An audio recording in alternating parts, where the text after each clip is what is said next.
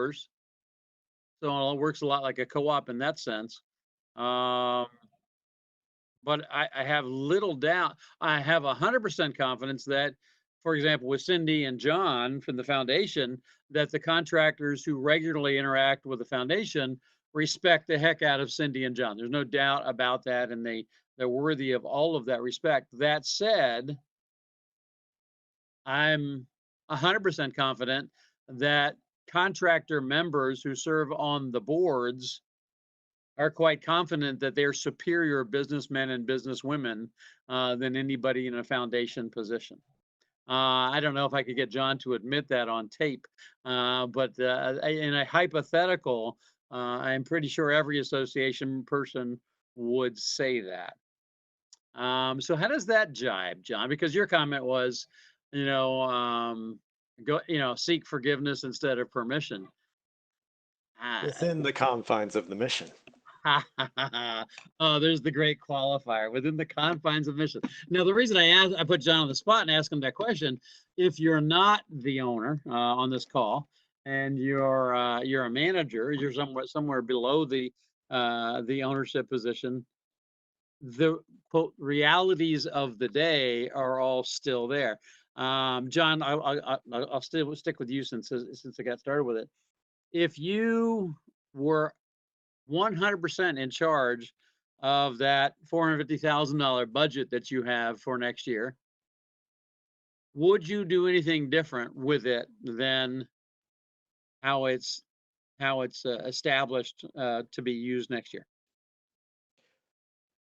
There are some things that I think we could explore more, but I've shared those thoughts with some folks, and there's interest in perhaps doing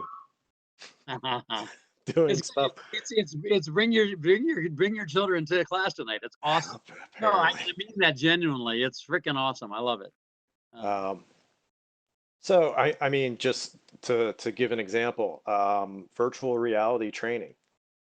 You know, HVAC, getting hands-on HVAC training is difficult because it's very capital intensive for training programs.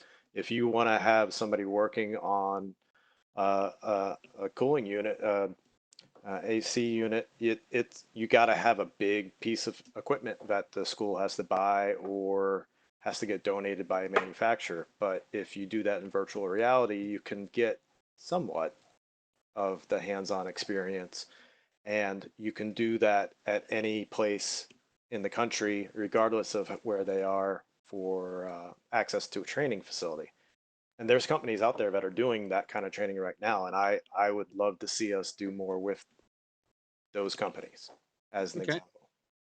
All right. So that's a good example of an idea that someone has on how to spend resources in a company.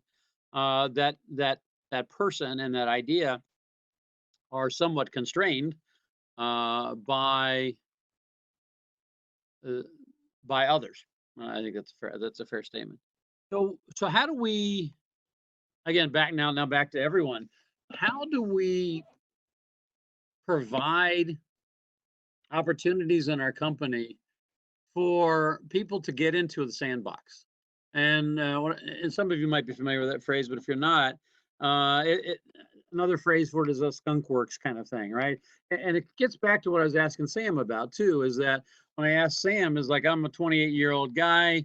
I'm in Texas now, but I want to go. I want to go back to Colorado because my new wife is in Colorado, and I want to go ahead and give that a shot under the umbrella of companies that Sam has. Um, John has this idea on doing more with virtual reality, but within the constraints right now, for example, in Sam's company and the constraints of the Educational Foundation, there isn't room to do that. And so I actually think that a big part of thriving is having some bandwidth in our companies for the skunk works kind of thing, because I think that's the ultimate in empowering people and really putting your money where your mouth is. How do we how can we accomplish that? So I've got a CFO on here. So I want to go to Mark mostly because I want to say hi to Mark, and two, I want to see what he's got on TV tonight. So what are we watching tonight, Mark? I can't hear you. Sorry. Hit your unmute. See, ever since I got chided about my chimes, I got that mute button on. I think it's Archie Bunker's place is what's on back there, I think. All right. But you know, a lot of good topics here tonight, and I guess just to free spirit some of the thought process. You know, as most on this call should know, Brad Bradley and our teammates, as is Nick Davis. Yep. Of course, I'm probably, well, there's no probably about it. I am the oldest on our leadership team. And, but he is right. We have 5 generations in the workforce now. And I have made and I hope Brad would agree with this.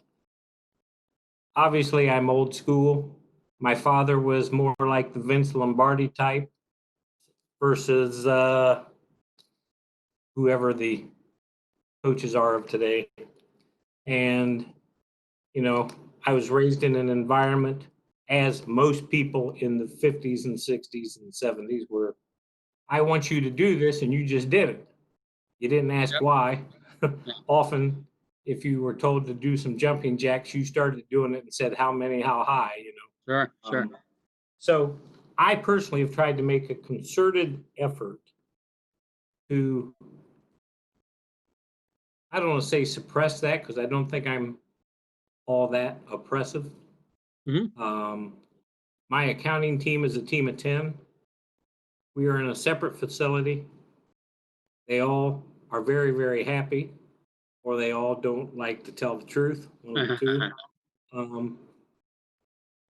But what scares me about the remote work from home is I've lost if I want to use the word, the control, I've lost the control of visually seeing what's going on. Yeah. So it's not a trust issue, or it's nothing like that. You know, it's kind of a comfort level. Yeah. That when you come in or you go out, you see what people are doing. So now it's 100% you're in the blind. And I don't have any complaints. So now I'm trying to, through some synergy team members we deal with, come up with, because there's other companies out there that are faced with this same thing. How are you going to be Big Brother without being Big Brother? You know, Yeah. Are you going to require metrics? Are you going to require check-ins every day? Or are you going to require whatever it may be? Yeah. And we have a diverse leadership team. They go all the way up from my age, which is 60 something, down to Nick being the youngest. He's the birthday boy today. He might have not told you that part. Oh, is it his birthday? It's his birthday today. Oh, he didn't say that. He didn't tell me that. Yeah, it's his birthday today, and I think he's 34. Yeah, he's young, yeah. Yeah, so I guess what I'm trying to say is I learn a lot from the leaders on our team. I learn a lot from Brad, a lot from Nick. Even though Nick is very young, he's very old school. I mean, he's a go-getter. He's this, he's that. Yeah. He's a very trusting person. So I personally am trying to end my work life being a more contemporary manager, I guess. And just in this last 8 to 10 weeks that maybe people have been gone, we haven't missed a beat. The work still happens, the invoices still go out, the money's still coming in, so on and so forth. Yeah. So that to me is somewhat of thriving. Okay. Because I don't feel I need to be the thumbs down kind of manager. And we do have a couple of those within our organization. Yeah. I agree we need to do something about it, but that's difficult. And I guess that's what the real measure of a leader. Can you stand up to somebody and say, let's talk about this. This is an observation. This is what I think you should do. in a different circumstance. Yeah. No, I like that. I like that comment a lot, Mark. I think that's right on target. We're getting some echo here. Maybe it's, I'm not sure if it's from Eric or not. But I think that's right on. Somebody needs to mute their mic, and it might, yeah.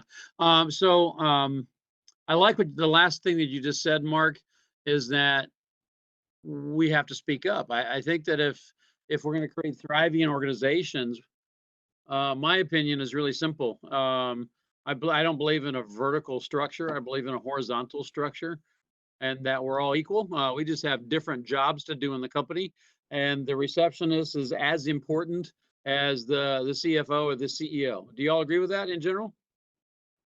Yeah. Yeah. Yeah, and again, on a call like this, it's easy for everybody to agree, but too often it doesn't feel that way in companies, right? And so I'll take the high road and say that, you know, we're all exceptions to that. So now I want to give you a hypothetical, Mark. So everybody who's been on the calls, I think we've all gained a pretty strong sense about Brad and Nick and Mark, and they're all at MSD. And I think we've gained a really good impression that you guys are a progressive, positive, dynamic group. At least that's the impression that I have. And so if that's wrong, just fake it, keep faking it, because you're doing a great job. So that's the impression I have. So now let's talk about our industry. And so I'm on the same theme of creating platforms for thriving within our organization. So, Mark, tell me the complete scope of work of the services, the short version of the complete scope of work of services that your company provides. Just a real quick thumbnail sketch. Sure. We're commercial heating, air conditioning, plumbing company to satisfy the needs of the clients. Okay. And then the clients are also not only our outside clients, but the inside clients, which are our employees. Okay, good.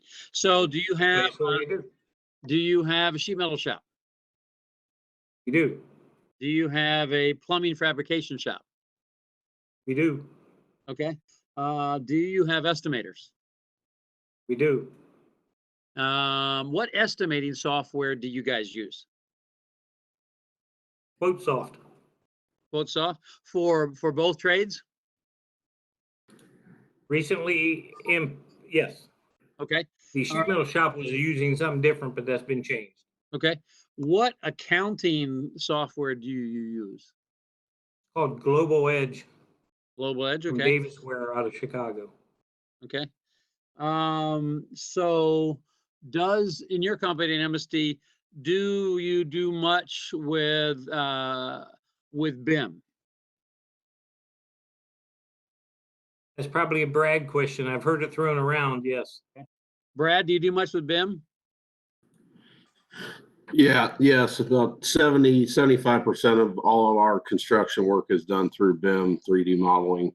Okay, good. All right, good. I'll come back to Mark now. Thank you, Brad. So come back to Mark. And so Mark, right now in your company, if I am the BIM guy, can I export from my model right into your sheet metal estimating software, and then right into the plasma cutter and the coil line in the shop, and then all of that information in real time integrates instantly and seamlessly with your accounting? Everything you just said occurs, yes. Okay. All right, so that does happen. What does not occur is the man or the lady working on that equipment, their stuff is still a manual time card kind of thing. Okay. And we're taking steps in the next 12 to 18 months to change that. Okay. All right, good. So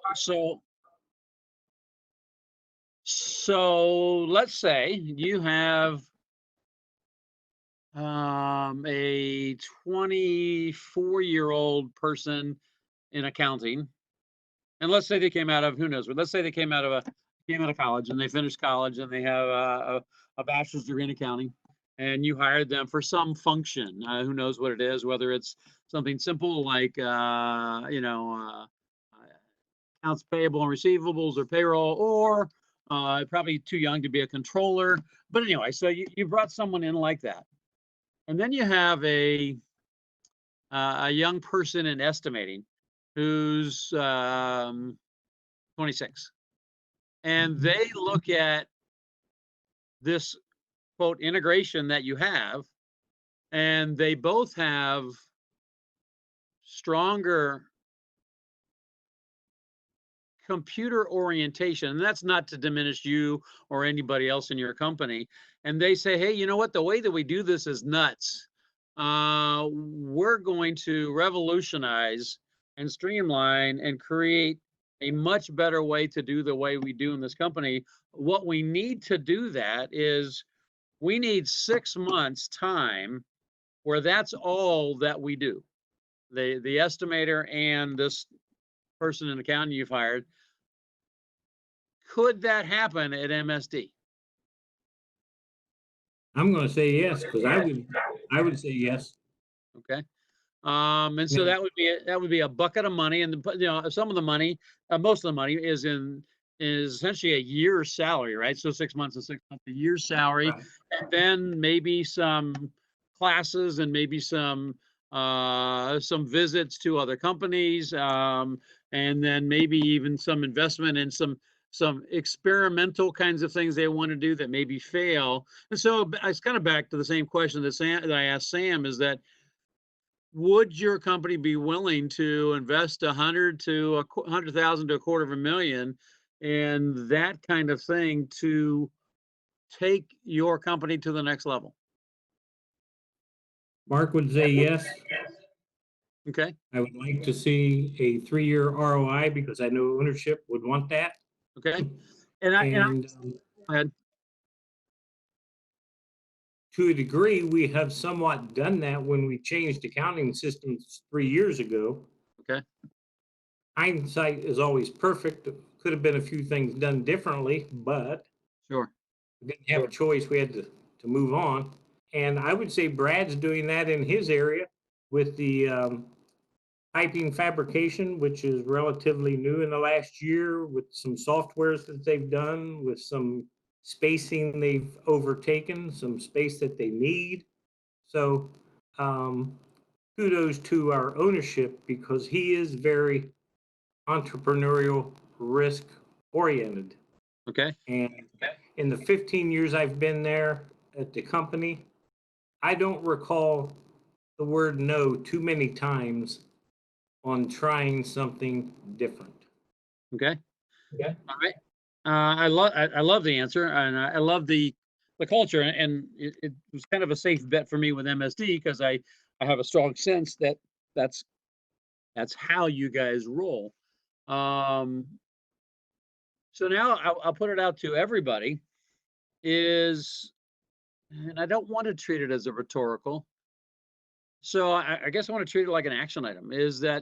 So the action item, and you tell me how you feel about this action item. The action item is to create the bandwidth in your company to have a skunk works. I don't want to say opportunity. A skunk part of your framework is applying money on an annual basis to, and the definition of skunk works is you're just playing in the sandbox, blowing shit up, trying to not recreate, but reinvent how you do some of the things that you do, and to devote resources, human and cash resources, to that every year. And it depends on the size of the company, but the number I'm using tonight is $100,000 to $250,000. How many of you, is anybody on the call willing to admit that you think that that's highly unlikely that could happen in your company? Because I think in most companies in our industry, that's highly unlikely. Because if it was likely, you would see it more in line item budgets and expenditures, both in time and money. So anybody willing to admit that that's a pretty unlikely set of circumstances in your companies? I would say that number is, yeah. I'm sorry? I would say that number is.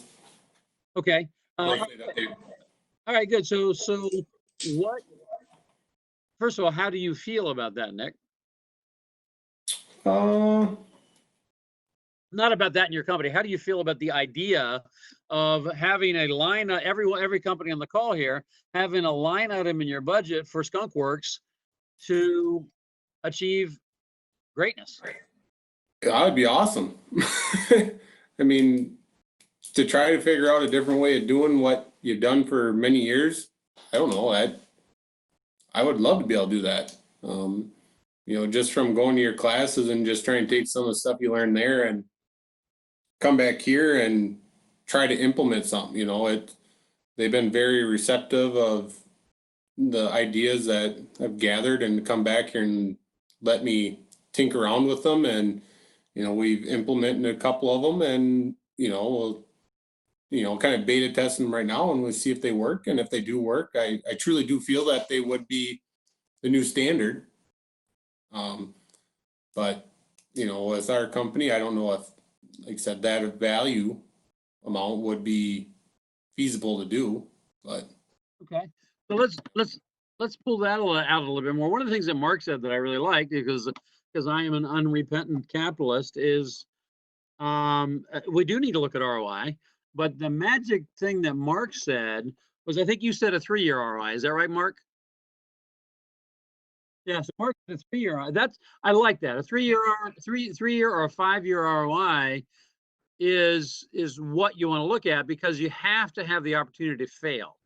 In our company, in our industry, we tend to be so narrow in our measurement of results that and the margins, frankly, are so small that we're the definition of insanity, right?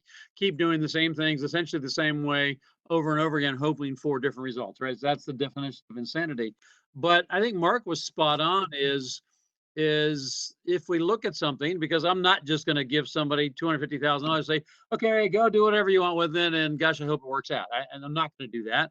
I'm going to say, okay, my bandwidth for ROI is I have a 25 to 40% bandwidth on ROI. I expect any investment I make to have an ROI of 25 to 40%. That's my personal bandwidth. And so if I give, let's say, I'll go back to Sam. If I have this guy who wants to go back to go back to Colorado, and I front him $250,000 cash, I do that willingly. I have no problem, eager to do that. But my expectation is, after the experimentation and the run up and those kinds of things, that then he will be regularly returning to me. Let's say we'll keep it to 25%. Let's 20%. We'll use 20% because it's easier to do the math. So the first year that I finally get a positive ROI from him, it's 20%, and 20% of $250,000 is $50,000. So that means in 5 years I have my investment back, and then it's this ATM machine. Well, obviously I have to recover the money that I've spent the previous years. So how do we make this happen in our companies? Because whose model is this? Who does this? What industry does this? Silicon Valley technology. Everybody in Silicon Valley does this, right? All of the companies in Silicon Valley have exactly this, when they're actually literally paying people for most of our companies in our industry would say, paying people for not doing anything. Yet what would happen if you had, I don't know, let's say you've got, I'll pick a number. Let's say you got 24 people inside. What would happen if you had a rotation that every 3 months, one of those people had nothing to do except for spend the same 40 or 50 or 60 or however many hours they work a week. If they had nothing to do for 3 months except for this kind of thing, is to sit and think deeply about how to dramatically change your company. Well, what do you think would happen to the cultures of your company, cultures and results? just an example from Silicon Valley. The rumor is AMD, who makes CPUs that compete with Intel processors, that their current line of processors was come up by engineers working on their own time on their own projects outside of their normal duties. AMD stock was $2.50 a few years ago. It's been up close to $60 now, and they're taking huge chunks of Intel's market share away. Intel became complacent, just doing their same thing, iterating slowly over the years. AMD engineers on their spare time came up with a new design that forced the whole industry forward quickly. Yeah. Yeah, I think that's a great example. And you can, we probably could easily come up with a dozen stories like that pretty quickly with just a very limited resource. Tell me, for everybody, tell me, using John's story, tell me how the hell that happens. Why did that happen at AMD? You don't have to know anything about AMD to answer the question. I would say because there's a passion. Okay. Passion that they wanted, that they continue to do, and that's what they really wanted to do. I mean, and I think even amongst our industry, there are everybody on this call right now, and probably everybody in here, majority of your employees all have a very high passion for the industry. And if you gave them, they said that a 3-month time to really just think how that they could better one scope of their day-to-day, it probably would turn out a lot better. All right, so I like that. I wasn't sure I was going to agree with that, Nick, but I like the way that you built that, because you said that everybody has a passion. I know in life that everyone has a passion, or everyone should have a passion, I hope. Too often those passions are squelched in the work world, right? They're squelched because of micromanagement and the mundane bullshit that has to get done. And also they're squelched at all levels. Now, too often when we're having this kind of thinking and conversation, the discussion really immediately, everyone starts to think about those guys that work for you. But no, this is true at all levels. And we truly have really bright people at all levels in our companies and in our industry who don't live their passion during work, and don't have any bandwidth to do that because they're so busy getting the monthly report out, or doing the sales call, or doing the estimate, or whatever, is that we don't build any time or any framework in our companies on a day-to-day basis for people to really engage in their passions, because we just don't have time. And everybody here has heard it. You've intended to make this change, and you've been talking about it at the monthly meeting every month for 3 years, and you haven't gotten it done. And the reason you haven't gotten it done is there's no bandwidth. Now, when John was talking about AMD, what he said was they came up with this on their own time. The cool thing about millennials and Gen Xers, and this whole idea of fluidity of work time, is, when I want to think about shit, big picture stuff. So I got to pay my bills every month and take care of this stuff over here every month, take care of that stuff. When I want to think about big, important stuff and sandbox stuff? Somebody say, no, Kirk. When do you want to think about that? In the evening. When? In the evening. No, whenever the fuck I want to. No, that's it. That's important, because it gets back to the whole box thing. And so if I'm in this grind, this 8 to 5 grind, where I got to either grind it out because that's my perception of what I'm, quote, supposed to be doing for the boss, or if I'm the boss and that's my perception of what the, quote, boss does, then I think we lose the opportunity for all of this. If I'm Dan, so Dan just came on, so hi, Dan. If I'm Dan and I'm, I'm in, let's say I'm in New Carrollton, Maryland, and I decide that, hey, I really want to think about this full integration, this full technological integration. And it's Tuesday, and I decided that right now I want to work on this. Well, that's when I ought to work on it. And I need to create a framework in my company that I can do that. Now, I'll throw this question out to everybody. Does that sound too disorderly?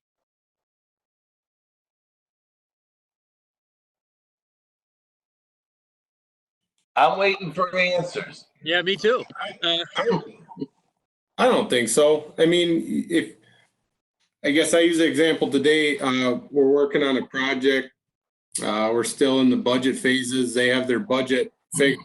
We're doing some design things with them. And we're sitting there looking at the plan, trying to figure out how we can get it in the budget. And you sit there and you look at it, me as a PM, I'm like, I gotta be in the office. I gotta be sitting in front of my computer. I gotta be running numbers. I gotta be, checking this and checking that. And we're talking like, well, why don't we go and look at the site? It's an existing building. So we run out there, and all of a sudden, like, fireworks just start going off. Brainstorm can be, we run back to the office, we start messing with Bluebeam. So really any moment of the day, all of a sudden something pops in your mind where it could change. So if you give that, let the leash out a little bit to let the guys and gals in your company do it on their own time, I think you're going to find a lot of different results coming from it. It might be at 8 o'clock at night, but it also could be at 10 o'clock. I think we really drive that everybody has to be in the office from XYZ hours, and you got to be doing this and this and this, when really is that what needs to be done? Yeah. And so I like that. So I liked it a lot. Now I had a whole bunch of thoughts that I don't want to get us down the rabbit hole. Like, when you went out to that job site, did you scan it so then you had full access to all of it back at the shop? Or instead of everybody going out to the job site, could you have sent somebody out and scanned it and had the same good results without the lost time of going back and forth? But hold that thought, because I have a question that's, I think, even more important. Now, I'm going to actually poll the audience here, because I think it really gets to this next piece.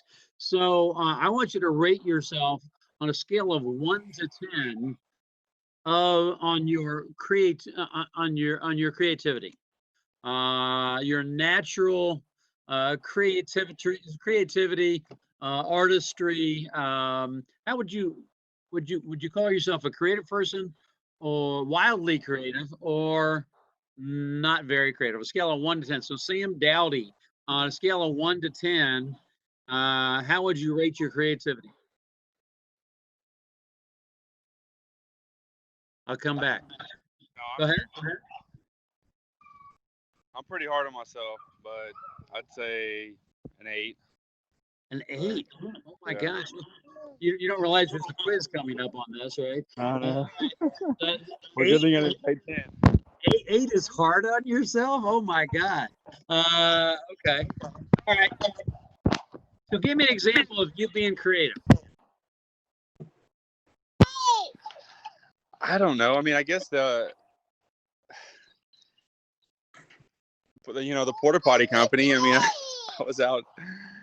was out in Giddings, Texas, and that's a small town, and I just felt like, hey, there's nobody local here.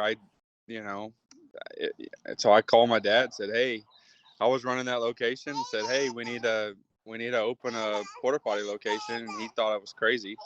Okay. And I said, no, I think it's going to work well. And now he's building a beach house, so I think he's pretty appreciative of it. There you go. All right. That's one example. I got other examples, but. All right, so that's good. So now for everybody, I want to get our definition of creativity. I didn't do a good job defining that. So what Sam just talked about is, and I mean this in a good way, was opportunistic. And so you can see the opportunity and you took it and it worked out well. Would you agree with that, Sam? Yes. So I agree with that. I think we need to be opportunistic, but I think even more important to be strategic. Now you can do both, right? So I think that you're doing both. For me, creativity, and in the context I'm using it is you have a natural penchant to look at stuff and say, why the hell do we do it that way? And you know what? Let's do it this way over here. Why are all of our rooms, let's say a crazy, stupid example, is why are all the rooms in our building rectangles instead of circles or triangles? And could we gain anything by that? So it's kind of a silly example, but so that's what I'm looking at. So let's go to Tyler. So Tyler, in Colorado, scale of 1 to 10, how creative a person do you think you are? I've actually done this before. I'm a real low creative person. I would say probably like a 3. Okay. All right. So I'm going to ask you another question. I'll come back to Sam and ask him. Says, Tyler? Are you a musician or an artist? Do you do any art or music? No. No. Yeah. That's totally never been able to do it. I would love to be able to do it, but I don't have it. Okay. Sam, what about you? Music or art? Who, me? No. No. Okay. All right. All right. Hanko, what about you, man? On a scale of 1 to 10, where are you at from a creativity standpoint? Nick. Me. Yeah, you. I don't know. I'd say I'm about 6. 6. Okay. Do you make music or do you make art or do you do anything? Give me an example of you being creative. My creative, I mean, I love woodworking. So that turkey fan mount behind me, I did that. That's all homemade. I've done the elk plaque mount, the pheasant. I did the board up there. I mean, Okay. I love doing that kind of stuff. Okay. I think that's good. I think that's a good example.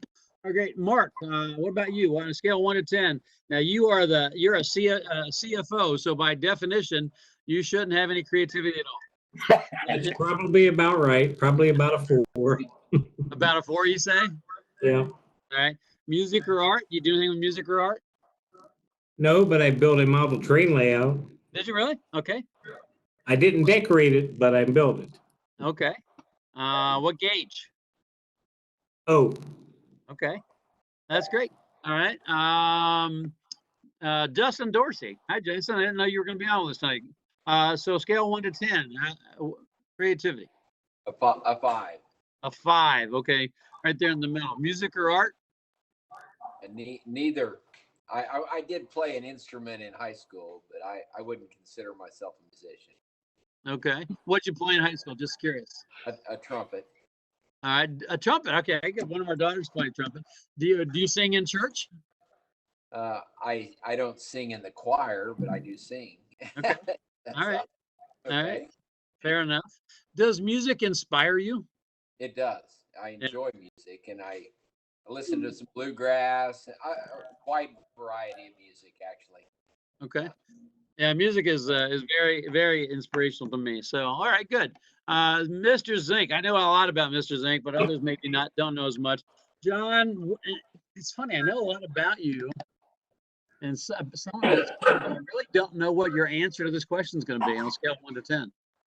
I would say I'm at an 8 as well, especially when you redefined it as to, finding a different solution when there's a problem. Why are we doing it this way? Yeah. That's why registration for our project management classes is handled the way it's handled instead of the way the rest of the organization handles registrations. That system didn't work well for us, so I didn't use it. Good. Yeah, I don't know about I don't know how much you know about John, but John used to work at a record shop, right, John? Not used to it. We used to work in his record shop a long time ago, right? A pet store, a music store, and a software store. And you Concurrently. you were big into what I would call alternative kind of band. Is that true? Well, I mean, okay, when you put up the Wait song, because I couldn't hear it, I didn't know it. But once I looked it up afterward, oh, of course I know this song. Okay. John's a really musically oriented person, so that doesn't surprise me on his. All right, good. Mr. Sobieski, how are you, man? I see John's on. Can you hear me? I'm doing well. Good. Where on a scale of 1 to 10, how would you rate your creativity? I think I'm a 7. I'm not much on the art side, but I love to build and design. I've built most of my houses. I built all my office buildings and my flex shops. I do. So I think, and I think I'm great at figuring out solutions for issues and problems. All right, good, great, thank you. Jeremiah, how are you tonight? Haven't heard from you tonight. Hey, good evening. I'd say I'm about a 5. 5? Not musically inclined or anything like that. I do love music, but that's not my forte. I do a lot of woodwork. I do like woodwork and different things like that. But yeah. What kind of woodwork do you do, Jeremiah? So like I built my own table.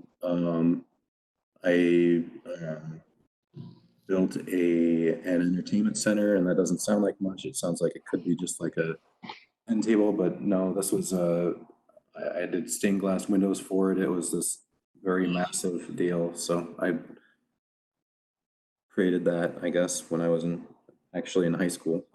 So Have all your fingers? what's that? You still have all parts of all of your fingers? I lost a chunk or two, but I think I'm okay. I'll survive. All right, very good, thank you. Eric, what about you? On a scale of 1 to 10, how creative are you?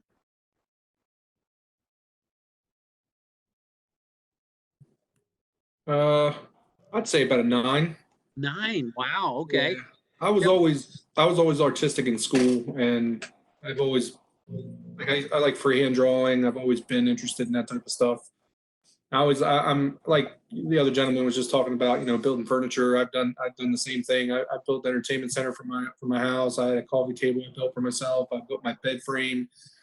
My grandfather was really good with his hands, so I was always growing up watching him, and kind of just picked up on it. So I definitely say a 9. It keeps me busy.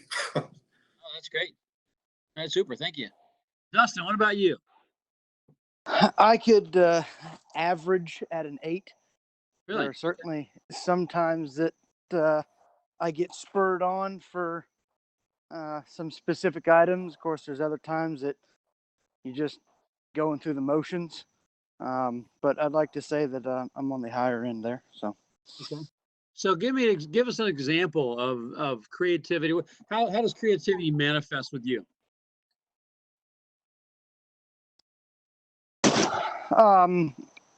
So I guess professionally, we still do a lot of things on the back of napkins.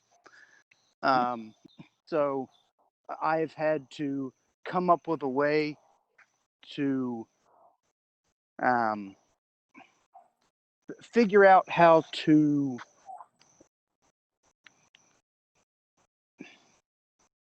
I guess more or less build a project with the guys from the ground up, not just looking at drawings, but actually visualizing things. So I do a lot of sketches with the guys to help, visual cues and stuff like that. Mm-hmm. I've helped them do some things like that. I have helped the guys, not to put them down, but some of their math skills aren't the greatest. Mm-hmm. So we've worked on simple math problems and offsets and setups and takeoffs and that sort of thing. Okay. So I'm trying to think about your question again, as how it manifests. Yeah. I guess it's part of my personality. I'm always got my hands on something. I always like looking into how things are supposed to work, how you can make them better. I don't really know where that comes from. I mean, it's something that I guess developed over the years, but I've always had a sense of that the things that I touch, I want to leave them better, and I want someone to be able to look back and say, "Hey, you and your team did a great job." So I guess that satisfaction from other people looking at your work. Okay. Very good. I think that's it. That's a good example. Thank you. Dan, how about you? On a scale of 1 to 10, how creative are you? Well, first of all, I think everyone here is a 9 plus. Are you scaling it for you here? Is that what you're doing? No, I'm scaling it for everybody, Okay. right? Because all the things that everyone is talking about is creativity, right? So? And, well, because just like the gentleman who said he was writing things down on a napkin, right? So he moved on from there. You have to be creative to do that. You have to be able to think outside the box. And teaching math skills, you know, you're creative with that because what you're doing isn't working or not working as well. So you need to be creative on how you can make things better. So, you know, and then what you were saying about, you know, the people that you work with and things like that, you have to allow them to have freedom to bring their talents. Because there's a whole lot of people better than me. And letting them be themselves and be creative, you know, it does not, it's nothing but a plus. I agree. You know, and so, you know, people want to grow and need to grow, and they have their place. We're talking about woodworking. We're talking about building furniture. I couldn't do that on my best day, right? But I mean, those are all expressions of that. And then they're carrying it into work. And like they were saying about going out on site and getting out on site, I mean, we're in this box now where freaking stuff's all electronic and we're reading like the letter of the law and all the specs, but you're not really getting out in the job and seeing how it's built. Yeah, and for us, when we bid work and we do things, we'll do Google Earth. So we want to see what the site looks like. Sure. Right. So you do Google Earth and you can walk around there and you can see what the thing looks like, and you can go up and down the road and see if there's parking close by, you know, things like that. That's all being creative. Yeah. You know, all those things. And I mean, on the personal side, you have to keep your personal side. I'm not the world's greatest at that. I work too much. I'm sorry I was here late, but I was freaking working. All right. So, you know, you got to take care of yourself and express, but be a professional person that does a professional job. And everyone here on this call, it's all, whether you're a business owner, whether you're a project manager, whether you're an estimator, whatever it is, hopefully not estimators, but I don't know. We all looked at the estimate on your job. Clearly, there's some creativity. Tell me about it, right? But you know, you have to have a stomach for risk. Yep. You got to have a stomach for risk. Are you going to go for it? I think this is a good idea. You know, I've got a stomach for risk. So that allows you to be creative. Either allows or forces you to, right? Correct. Right. Okay. All right. Good. Thanks, Dan. And also, I play the harmonica in a blues band. Do you really? Yeah. All right. So who is your favorite blues harmonica player? Oh my God, man. Joe Bonamassa. He's good. Maybe Sonny Boy. Maybe Sonny Boy. Okay. How many harmonicas do you own? Well, you got to have a whole set, right? You have to have this whole set. You know, from A, B, B flat, C, D, E, F, G. Now, how long have you been doing that? Really since I was a kid. There was a hippie that lived behind me, and we would go down to Georgetown, kind of a cool place in DC, and we'd play music, and we'd put out the hat, and he'd get some money, and you know, he might buy a couple beers, and then he'd buy some music books, and we'd keep up the same old thing. That's cool. So you were a busker. Yes, sir. You know the Irish term then. Yeah, and you still are, right, as a contractor. Right? Aren't we all though? You know No what I shit. mean? Hey, listen, call me a whore, just don't call me a slut, right? I don't want to be giving it away. That's great. That's good. I didn't know that about you. So yeah, so you definitely if you're a blues harp player, you definitely are creative. So that's great. Thank you, Cindy. I know that I learn something new about my boss every day.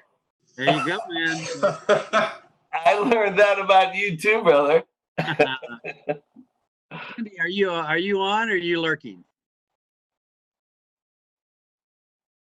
I wanted to hear about Cindy's answer, but maybe I hope I haven't offended Cindy with my last comment. I apologize for that. No, Kirk, I'm on. Okay, I know.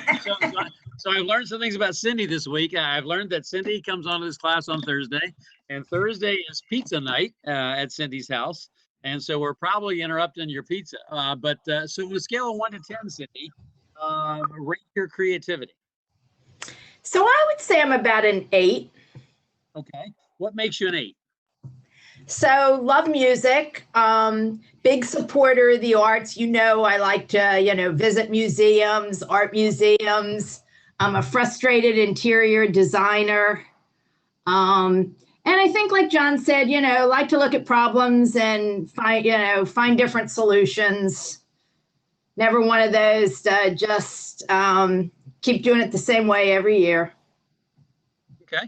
And I know each other quite a bit, and I'm a former DC guy, and so we talk about Kennedy Center and DuPont Circle and the music scene and the art scene and cities. Well, so that doesn't surprise me at all. So, great, thank you. I'll back that up because she lets me be creative and find alternate solutions to problems. That's good. Like collecting donations on electronically by texting, right, John? That's right. Works great.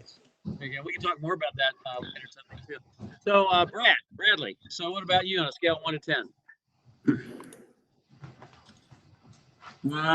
Kirk, I'd have to say I'm probably around a 7. As a younger man, I used to love to free draw. Even today, sometimes when I do projects, I have to, I'll have these different ideas in my head on how I want to do it. And I just find myself automatically drawing them out before I do it. I'm a big music lover. I used to like to think I could play guitar when I was younger, but I'm a big music lover. It's very inspirational to me. I love all kind of music, hard rock, rap, country. There's really no music that I don't like, even a little bit of bluegrass. And I'm a big movie lover. I love movies of all kinds. It does not have to be just action for me. I love action. I love westerns. I love stories. My favorite is probably mystery and suspense. Yeah. But that's kind of me. Great. That's great. So sounds like it. Good. So I'm going to ask some other people who I already know. I have my own opinion about how creative they are. But the next 3 people, I think are really creative people, but I want to hear them rate themselves and tell us why. So Jacob, I see you're on a scale of 1 to 10. How would you rate yourself as far as creativity?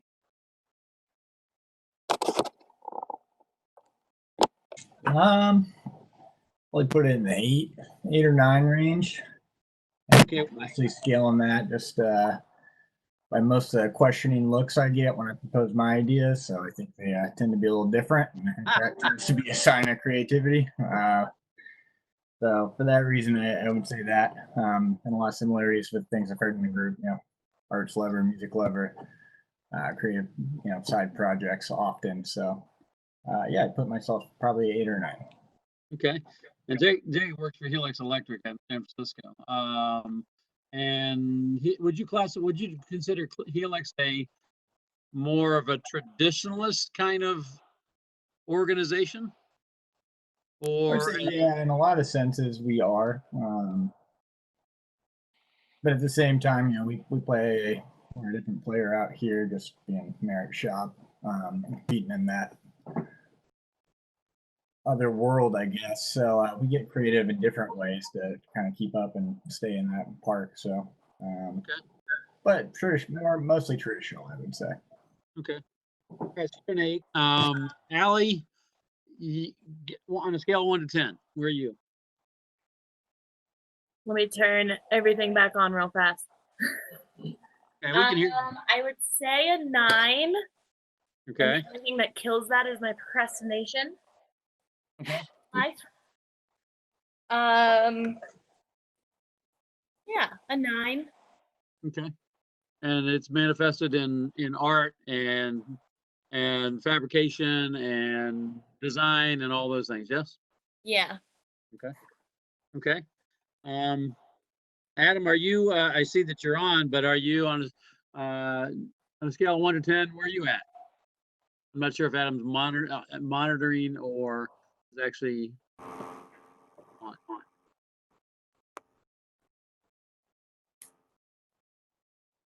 He's busy. Okay. All right. Since you're up, where are you at on a scale of 1 to 10? I would say I'm a 10 because I'm married to you.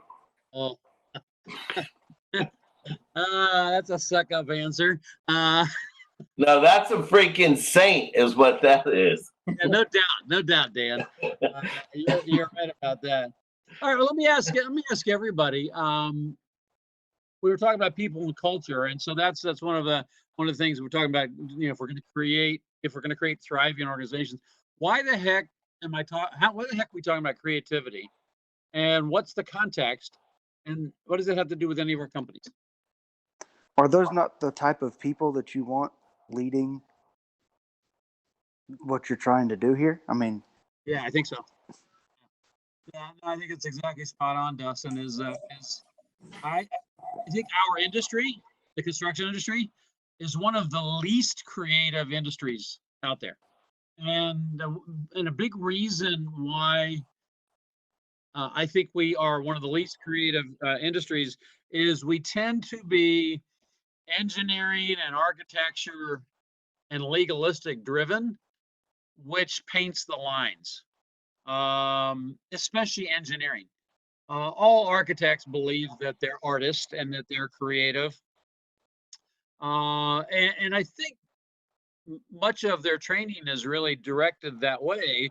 But I think then once you get past the conceptual architectural design and actually start to put building components together and systems and things like that, and moves to engineering, then we become very non-creative. Yet I think every engineer, and I don't know if any of y'all are engineers, but every engineer would say, oh, no, we're creative, yet they're some of the least creative people that I know.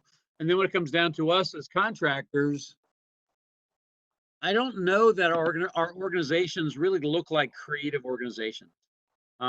Most people on this call rank themselves pretty high on the creativity scale, and I don't have any evidence except for the 4 people that I know really, really well who answered that question.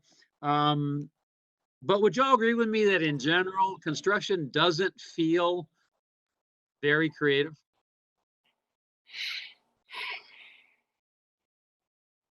Yes, no?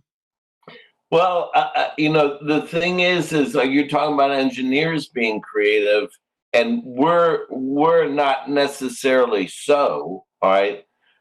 However, the reason for that is if we don't follow plans and specs, we're going to get our asses kicked. So you to start a job off, you really can't be creative. You got to follow plans and specs.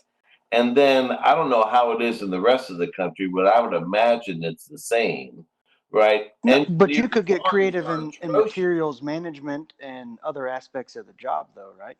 So yes, you still have to deliver a final product, but how you do it is up to you. Yeah, no question about that. And then when things screw up, like us, we have a lot of problems here with controls. Controls like wear us out. It's really hard to get good control drawings.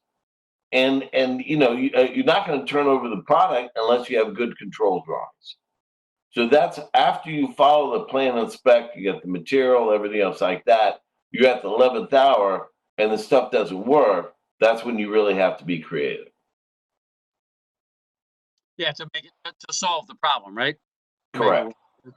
So let me take this in a slightly different direction. Is if we think that creativity is important, and I think it's critically important, yet at the same time, I don't think that we're a particularly creative industry. In fact, I'm sure we're not a particularly creative industry. What we are is we are problem solvers who, when the shit hits the fan, then we become problem solvers. I don't know that that's particularly creative. That's kind of reactionary creativity versus proactive creativity. So I want to ask a broader question of everyone. Does your company have a roadmap to creativity? And I'm pretty sure of the answer to that question. And the second part is, if your company were to create a roadmap to creativity, what would that look like? How could you do that? I'm just going to go ahead and I'll go ahead and stipulate, right? So we'll go all legalistic here. I'll be arbitrator Kirk or Judge Kirk, and say I'm going to stipulate that we are not a particularly proactively creative industry. Many of the job functions in our companies typically do not sponsor or encourage creativity. Let's say estimators. I think estimators should be creative, not in making up costs and things like that. So what would a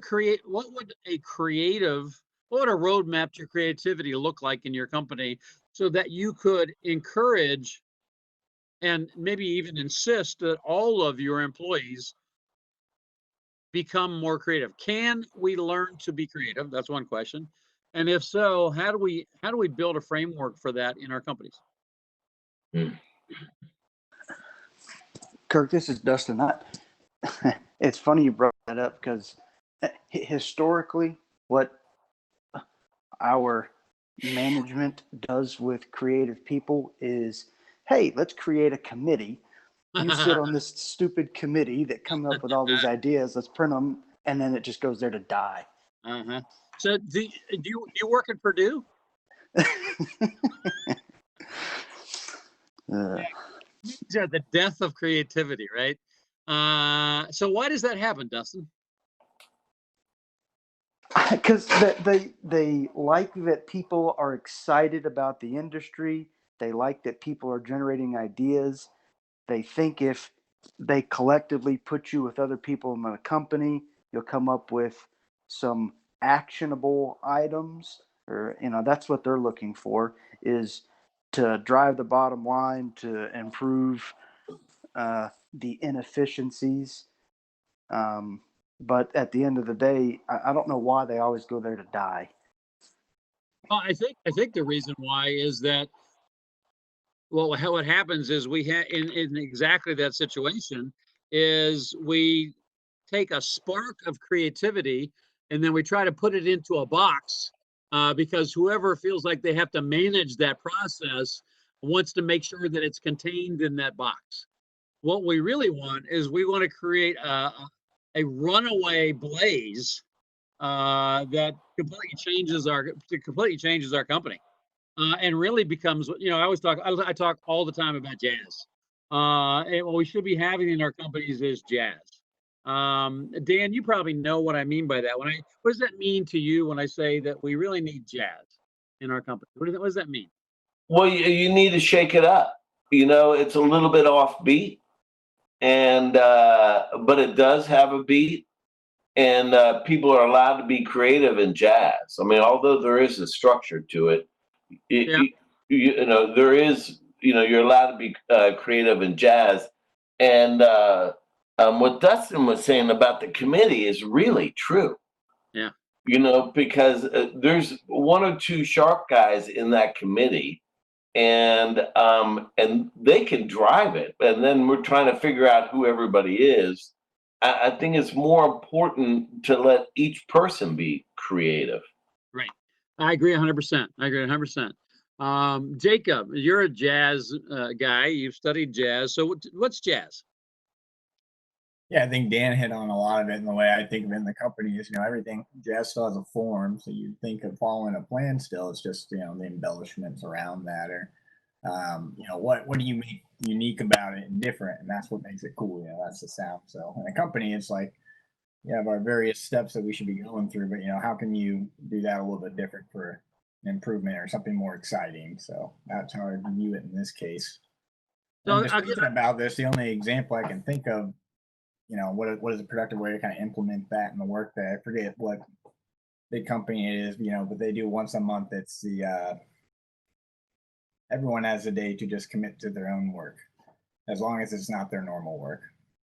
And so the idea there being, right, you build something not for your particular task directly, or something you would normally not be allowed to do at work, but you have the opportunity to take it. And the only thing you have to turn in at the end of the day is basically, what did you work on? What was your product that you got done that day? So I think what is often missed, though, that touches on like what Dustin was saying with the committees, is a lot of people have those great ideas, and I think they die in committee because the second part's never done, which is, what's the cost proposal there, and what's the real sell to actually make someone want to implement it. So I think actually in construction, maybe the productive thing would be to have that same day where it's the creative implementation day, and then the following month is the actual, all right, write the business proposal side of that plan. Yeah, so I don't know if I agree with that. I like everything you said except until you got to there. And I want to go back to Mark's comment earlier, because Mark's the CFO, and I loved his comment about a 3-year ROI, because I think that I hate committees. I think most committees are a complete and utter waste of time. And people going to the meetings and just sitting in meetings. Meetings aren't jazz.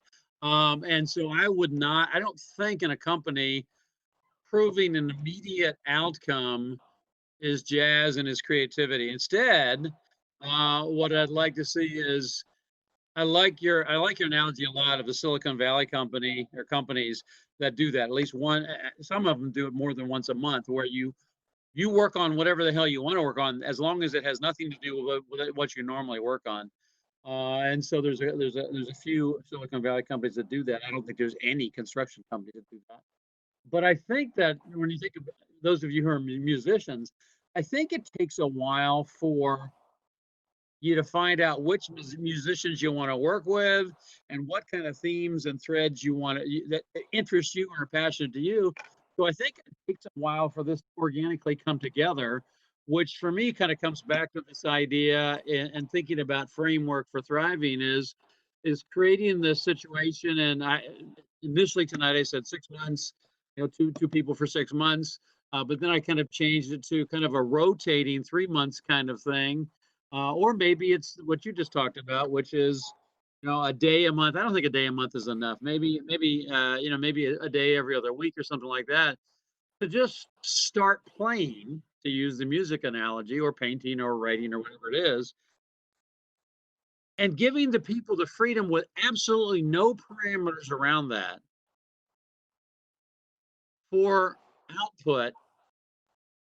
So let's say in the first year, I'll go back to the 3-year ROI kind of thing, because I think as soon as you put work in a box around it, suddenly it goes from being the creative individual to the output driven, mechanistic, management kind of person.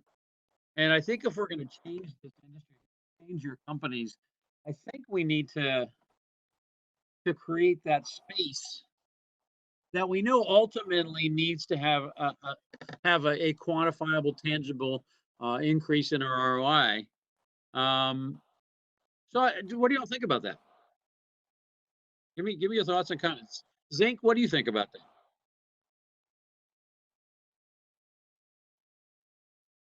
Hold on, I was rearranging a bunch of things. I caught the tail end of the question. Please repeat.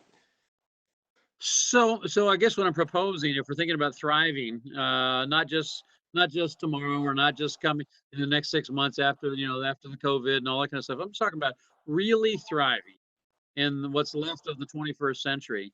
What I'm suggesting is finding ways in our company to create space for people to make jazz. And the initial stage of this is just creating some time where people can do this and not committeize it, not make it, bureaucracy or reporting. Have no reporting at all. Just say, okay, 2 days a month or whatever time frame you want to use. Go and do something that has nothing to do with your job.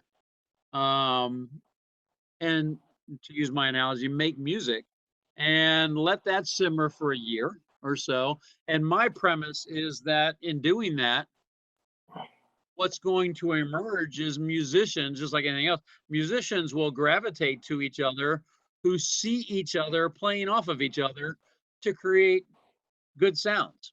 That's the premise. Forget about how to operationalize that and the costs and all those kind of things. What do you think? Do you think that could give positive benefits, positive outcomes to our industry? Absolutely. That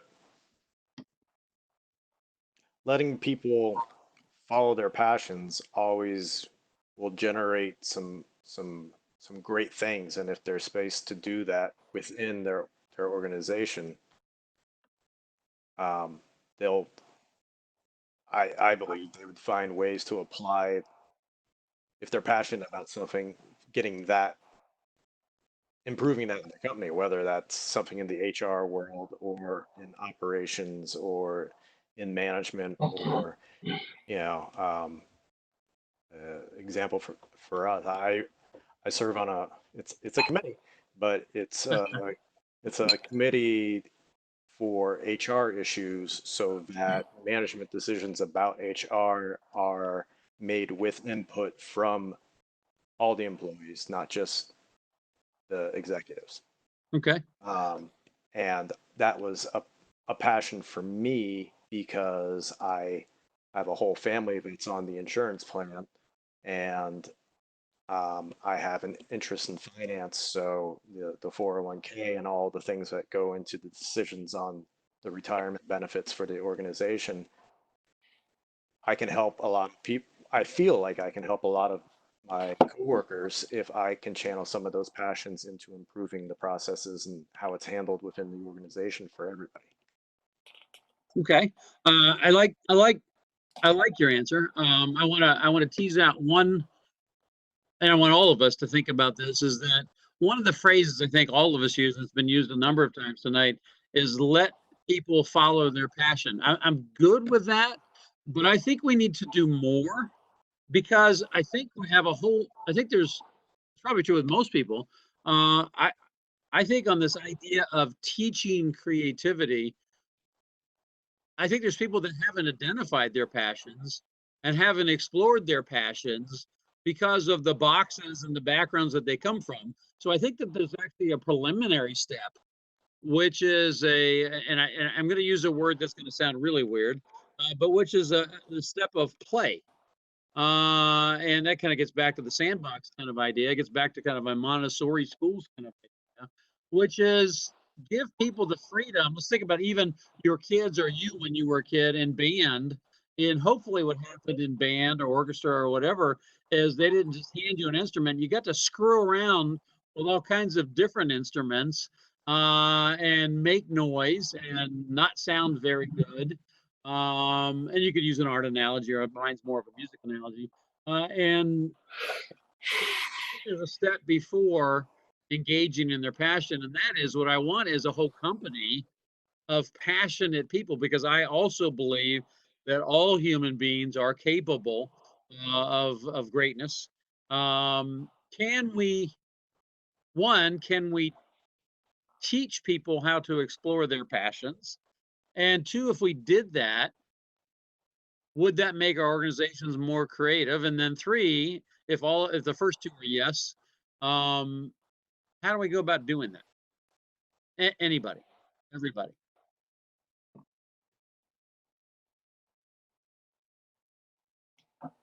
You got me scared thinking about the profile meetings where everybody fills out what color they are. Oh, I hate that shit. That's definitely what I'm talking about. I hate that shit. Do it. So, first of all, people need to grasp the opportunity, right? They need to be prepared, or they need to have the opportunity to grasp that opportunity, right?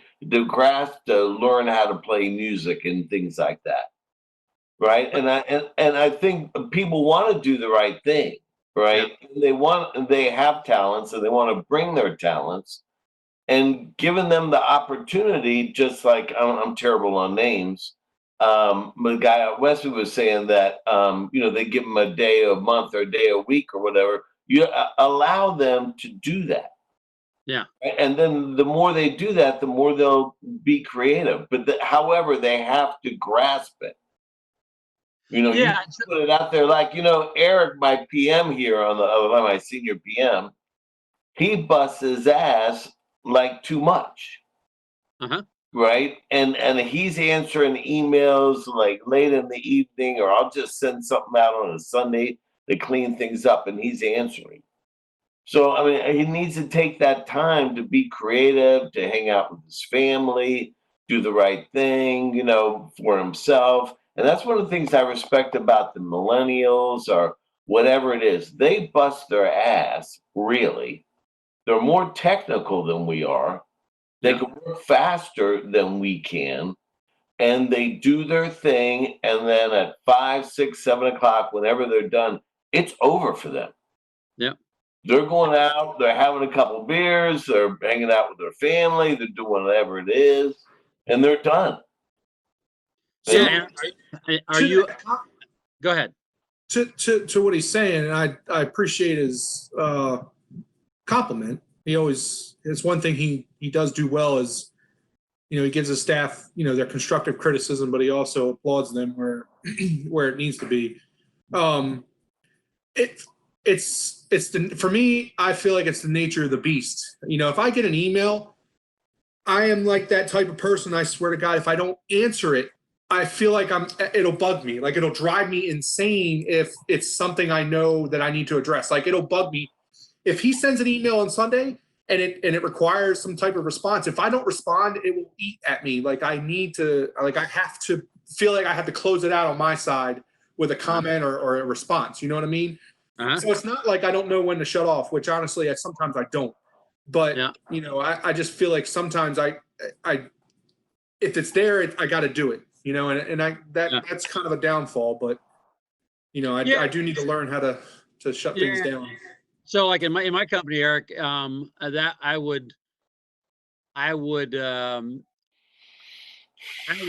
work with both you and Dan for both of you to stop doing that, because I don't think because it's not a good thing for either one of you, because it's so this is, and I don't want to go too far down this rabbit hole, so I won't. Because I want to stay with the creativity thing, but it's not healthy for any of us to be on 24/7. And the problem is too often in that situation. I don't get the idea at all that this is Dan, but too often, and this is true in many organizations, Silicon Valley organizations even, where if the boss sends out an email, and we've probably all seen the movies and things like that, sends out an email on Sunday at 8 o'clock and doesn't get a response in 5 minutes. Let's say you watch Billions. And you don't get a response in 5 minutes, then you don't care about the organization and blah, blah, blah. And if I was the employee, I'd tell you to go, you know what, to yourself. And so it's really important to me in a leadership position. I'm not going to do that. Now, the cool thing with emails is that if I'm the guy, let's say I'm Dan or I'm me, and I've got things I want to clear off of my plate on Sunday because I've got some free time or whatever, I can do that. I can write all those emails. All I have to do is learn how to use the tool to have those emails be delayed and not sent out until Monday morning at 8 o'clock. How do you do that? Say again? How do you do that? I can show you, Dan. I know how to do it. I can show you. There you go. Because that's exactly what I'm doing. I don't expect an answer. I mean, it's like a WTF, right? Yeah. Why am I getting an answer? I'm not expecting that. And then Friday afternoon, it can be late into the evening even. I'm going through my emails and I'm just kind of like taking care of my obligations. So Sure. everybody's not yelling at me on Monday morning because I'm trying to get 10 pounds of shit into a 5-pound bag, right? Yeah. The To problem Dan's credit, he did yell at me. He did yell at me for answering that email on Sunday. He told me to stop. Yeah, I did. I don't think I've ever been yelled at for working. Yeah. Well, I'll yell at you now. Stop that shit, Eric. So, Kirk, I got a question for you. Yeah. All right. What instrument do you play? I play the bass, and so my parents met playing in the orchestra in Pennsylvania, and both of them played violin. When I was growing up, I played the string bass, right? So the upright bass. Wow. And I was first chair in the state orchestra. At the same time, I have 4 sisters. One of my sisters was the first chair violinist.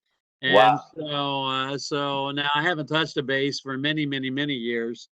But we have lots of instruments around the house, from conga drums upstairs in my office to trumpets laying around, saxophones. And for my kids, they all are very musical people.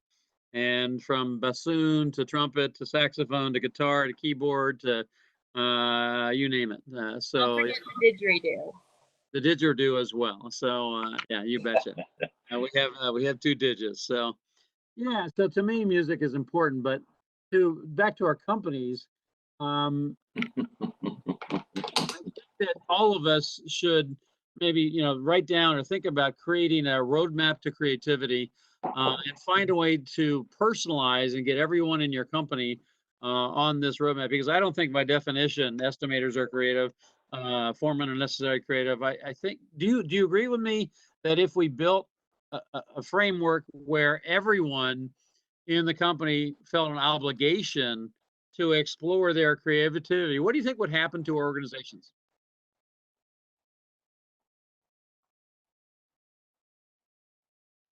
I think we would definitely fix a couple kinks in the process. I think most of the creativity that would come out at first initially is there are all these things bugging people that get to fixing if they just had the time for it. So I bet quickly the first result people would see would be a smoothing out of a lot of their processes. Just kind of counterintuitive to bringing in new ideas, but I think there's something there. Okay. All right. So the increase your employee engagement. Yeah. I think you'd have, 100% fold on people excited about interacting and coming to work. And yeah, I agree. One of the phrases that I've used for a long time, and I still think is true, is 1,500 guys in the field, and 90+ % of them feel like they own the business. What does that mean to you when I say that? It's an ESOP. No, definitely not an ESOP. I don't believe in democracy that much. With ESOPs, everybody has to get a piece. What did you say, Dan? a miracle. No, well, if it's a miracle, then I'm good with that. Come on, Fatima. No, we generally believe that 90% of the guys in the field believe they own the company. It's their company. I think I guess that borders on a miracle. How do you think? Why do you think that's? I have some really good ideas about why I believe that's true. Tell me why, if it's true. Just assume it's true. Tell me why it might be true. Well, I mean, you have your top level guys that are really talented. I mean, they know their craft and they're damn good at it. Yeah. Right. And those guys are definitely creative.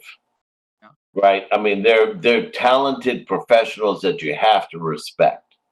And they got to make things work in different conditions. Yeah. However, you have like apprentices or whatever it is, and they're still trying to figure it out, Yeah. They're partying and, you know, chasing girls and everything just like we did, right? So they don't necessarily think like they own the business, you know. So that's it. I mean, mainly to have your talent with their head in the game. And this goes back to what you were saying earlier. You got to let them run. Yeah, you got to let them run. I think that's exactly it. Is that our philosophy? One, we're very horizontal structure. We don't have a classic. You know, the project manager is the boss, and the field leader is subordinate to him. No, they're partnerships, and so our field leader, our project managers are co-leaders on the job and co-responsible. Everybody in the company is incentivized based on performance, which really encourages people to be creative and to solve problems. We don't tolerate the good old boy thing that's so true in construction, right? One of the reasons I left the East Coast a long time ago. So I started in the trade in 1974 in DC. I worked for my apprenticeship there. In 1979, I moved to California. One of the reasons I left the East Coast is after 5 years, I got so sick of my foremen and superintendents and project managers saying things like, well, stick around, son, in 25 years, you can have my job. As a young man in this business, it was like, well, you know what? Kiss my ass. I'm not going to sit around for 25 years to take your lousy job. I want to rule the world now.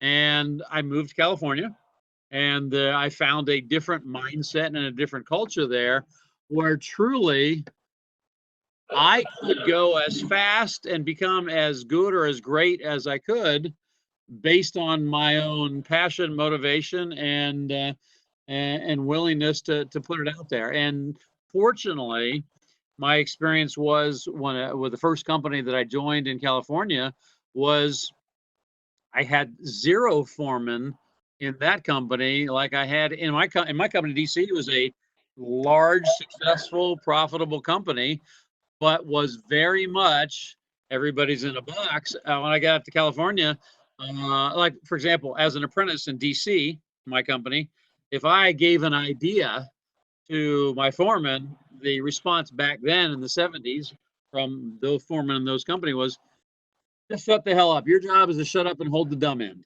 and just do what I tell you. When I went to California, it was like a switch had been flipped. And instead, as a young man in California, and I was 21, as a young man in California, my ideas mattered. So often the people I was working for would allow us or me to try those things.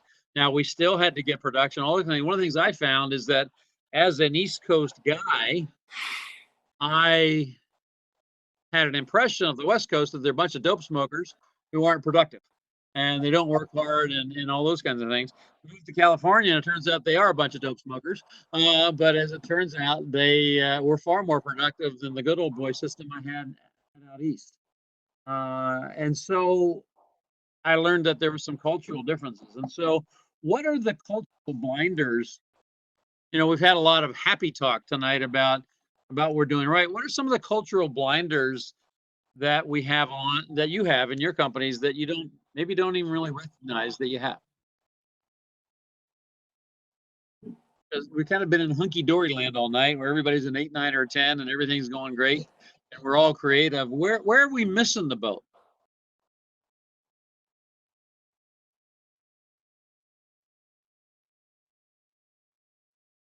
Well, we gotta eat. Gotta eat.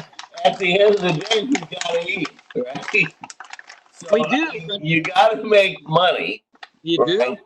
And I know a lot more about you now because you went to the West Coast and smoked dope, and I didn't know that before.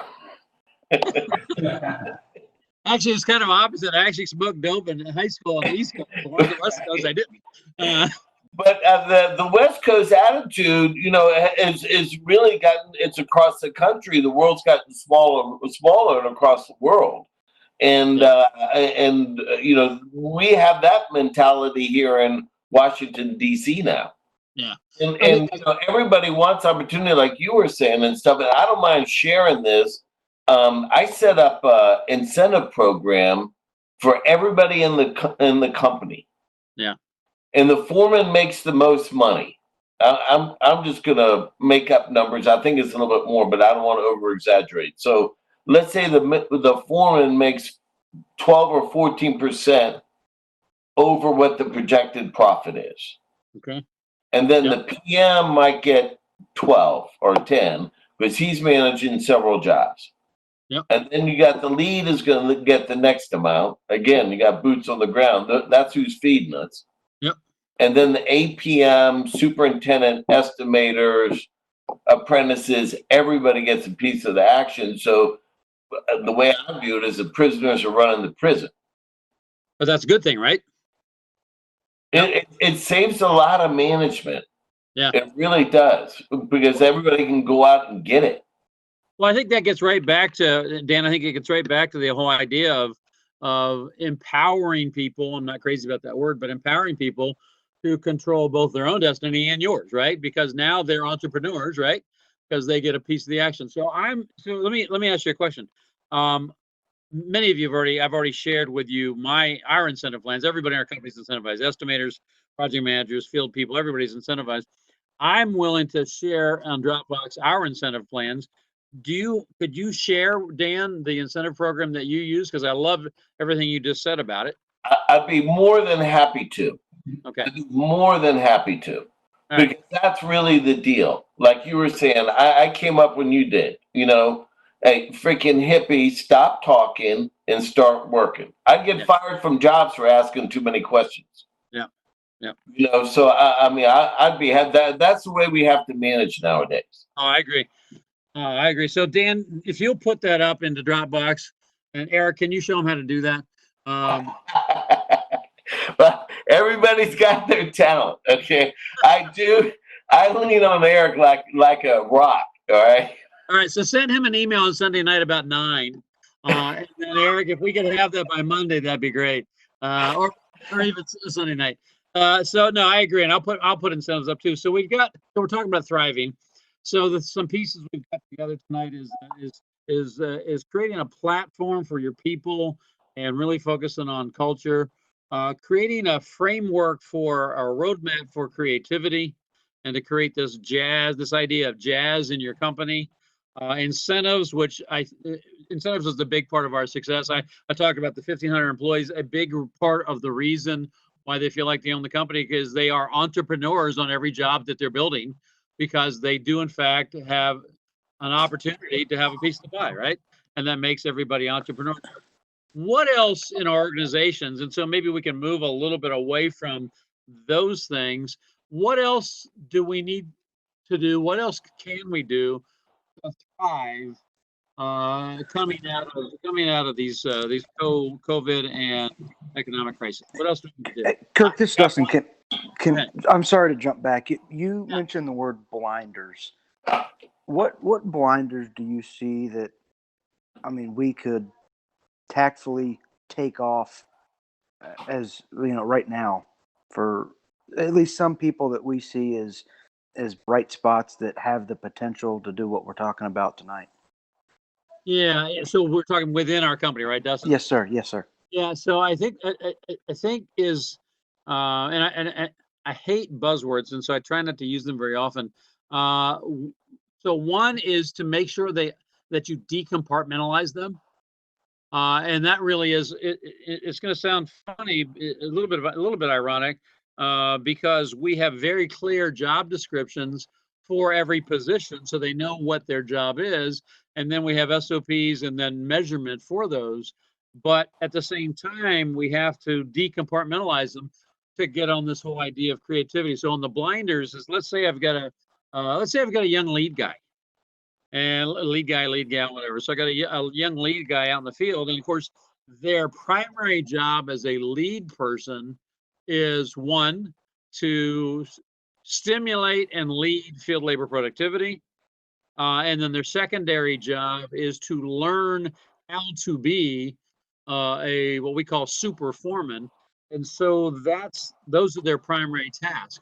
if I'm going to take the blinders off of them, I also, now going back to this, 2 days a month, or like Jacob said, a day a month or whatever, is that maybe 1 day a month, or hopefully maybe 2 days a month, you completely take them out of that environment, the field, the project environment, and you maybe organize this, and then you put them in accounting for a day, or for 4 months of a day, or do the same thing in estimating, or do the same thing in marketing and selling, or do the same thing in BIM or whatever, because we don't know what's going to really stimulate their talents and their career path until we give them the opportunity. So in many ways, it's job shadowing while they have a job. And so I think that would be an effective way of taking the blinders off. Now I'm going to go back to Nick Hanko and then blow up everybody's world, because as we collaborate with it, to use an MSD name, and Nick's not on tonight as his birthday is too important. I'm joking, of course. Is what about this? What if I worked with a really creative, proactive general contractor, and he was one of my partners, one of my trade partners? And what if a day a month for 6 months, my lead guy went and worked for and with the general contractor, Nick Hanko, for a day a month for 6 months? Now, what do y'all think about that idea? Creating a bigger opportunity. Let them work with me. What'd you say, Nick? I don't think any of them are going to come let them work with me. They think I'm an asshole. No. Seriously. What do you think about that, Nick? I love it. I mean, that kind of comes back. I've been patiently waiting with my hand raised, I think, here. I'm sorry. No, it's all right. It was going back to one of Dan's comments, and he's not on here, about how, he felt that he's held to the plan and spec, that if he varies, he's screwed, but we all do design build. Yeah. Right. I mean, of some fashion, we do design build. So we have the creativity to figure out someone else's problem, which everyone loves. And I do it every day, looking at a plan, trying to figure out how I can save the owner money by changing something up. But I don't know all the ins and outs of the mechanical world, the electrical world, the plumbing world, But so for me, it would help me out when a trade came to me and said, hey, you know what? We could probably save money and time. Well, I'm going to run to the owner with that one. It's no different than if you come to me with the change order. I still got to do it.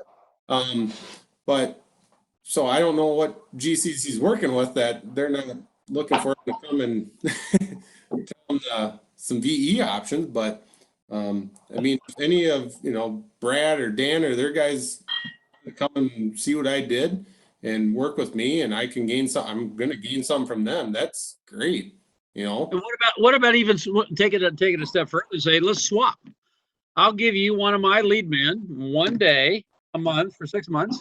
You give me one of your lead guys or superintendents or whatever you call them, and we'll do an exchange. What do you think would happen if we did that? I think you would really change the dynamics of a subcontractor to that trade partner. And what about the general contractor? Well, and that's what I mean. As me, so as a general contractor, if I'm swapping somewhere in it, that's creating, that whole stigmatism of, well, Dan, you're a subcontractor. Well, now, well, Dan, you're seeing what I'm doing. I'm seeing what you're doing in a whole nother light. Now you're getting to that trade partner. Yeah. I'm seeing how you're doing it. I see why you're grumbling when I come in and tell you that you have 3 days to do that. Yeah. Well, because we all have talents in our companies, right? Right. And so I'm 100% sure that general contractors could teach subcontractors some things about scheduling and those kinds of things. And conversely, I'm sure I know subs can teach generals. And so back to the question. I think it was Dustin's question is about the blinders. So I want to circle back to Dustin. That was your question. what do you think about my response about one way to get the blinders off is to cross-pollinate, both provide the opportunity and freedom to cross-pollinate both inside and outside? Yeah, so what we like to do, it's not necessarily the general contractors, but we cross-train between departments is what we like to do. So we'll stick a couple guys in a different department a couple times a month, just to introduce them to a new skill, or to figure out how that trade lays their work out. So when they're out in the field coordinating, they can think about how the other trade puts their equipment and stuff in. So I think it's a fantastic idea. And I like that. What do you think about the idea? So it sounds like you're doing it from craft to craft, right? What do you think about blowing it up even further?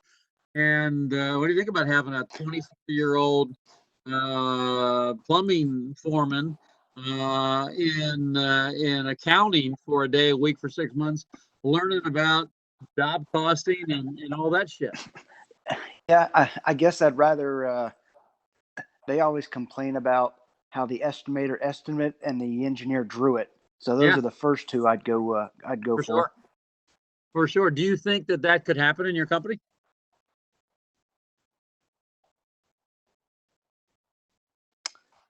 Absolutely. I think that we are open to the opportunity to serve some of those people. I mean, I guess I don't see it happening for every position, but I do believe it could happen for a handful of positions. Yeah. So I'll push back on that just a little bit, and I get that.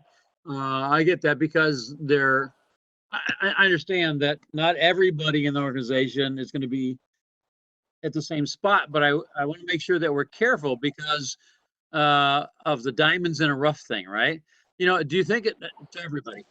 Yeah, and you're right. I'd probably put my own blinders on there, right? So I'm not affording the opportunity to someone that might excel at it. Yeah, because you might have somebody in the field who, frankly, your field leaders see. Let's say he or she's a third-year apprentice, and they haven't been particularly impressed by this apprentice, and so they're not bad-mouthing him, but they also don't see him and he or she in greatness. But then you somewhere else in the company where it's the last place you might expect, maybe BIM, or like John was talking about, virtual reality or augmented reality or whatever. Maybe you put them a day, a month, for 6 months in some situation like that, and they just freaking thrive and blossom. And we wouldn't have ever seen that unless we tried it, right? I think. Go ahead. I hope and imagine if you don't have interns now, I would highly recommend getting interns or of some sort in your companies. But I just look at what we have for interns. We have a local college here that has a construction program that we can snag from, and we get them from all sorts of levels, but you put them through the gamut. One summer half summer they might be out working in the field. They're out there with their tool belt on. The next part of the summer they're in the office. They're PM assistant, and next summer they come back, they might be a super assistant, and then they just kind of start, and then they get to pick almost what route they want to go. I mean, I've seen guys that have come in here that I want to be a PM, I'm gonna love it, and then they get in here and you give them plans and you say, all right, do a takeoff, and they're like, yeah, I don't know if I want to do that. Yeah. Then you put them out to be a superintendent and they're like, man, that was the greatest thing I've ever seen in my life. They love it. Yeah. But then you get guys that you bring in, they want to be PMs, and you say, hey, do a takeoff, and they're like, man, I love estimating, I want to do takeoffs, that's all I want to do. And it's like, all right, I'll give you every project I have because I don't want to do takeoff, but so almost, if you treat your employees like an intern where you can pass them around and to different parts, I think you're going to get that where, like, that diamond in the rough is huge, Yeah, in fact, I love what you said, Nick, because I just wrote down, and of course everyone knows that since in addition to everything else I do, I'm I'm a professor at Purdue. What I like to do is when I hear a really good idea, what I do is I steal it, and then I bring it into both my consulting and my classes, and then maybe even write something about it. And I will never give you any credit. This now has become. I was just gonna say I'll send you my bill. Yeah. Like for that. So what I wrote down is put in quotes and put a couple of stars next to it. Was creating a culture in your company where everyone in the company, everyone is a perpetual intern. What do y'all think about that? Everybody. What do you think about that? Yeah, I think that has a lot like cross training, but just kind of perpetual. Yeah, I don't like the phrase. I use cross training too. The reason I don't like the phrase cross training, I like cross training, is even when we use things, the word phrases like cross training, then we get into a box, all right, and I worry about that because I think it has the potential to keep us from jazz. So, for example, in our company, one of the things that we do right is a 3-year training program. So every year, what we do is we hire a cohort. We bring an equal number of field supervisors who want to make the move to project management or estimating or engineering, what have you. So we take an equal number of people from the field and then an equal number of college recruits. We don't want an imbalance there. I don't want to have a company that is overloaded with inside managers who are college educated, because I fear that creates a really difficult inside outside kind of thing. And so we take this cohort and then we put them through a 3-year training program. The first year, all of them are in estimating, and so they have to learn how to estimate.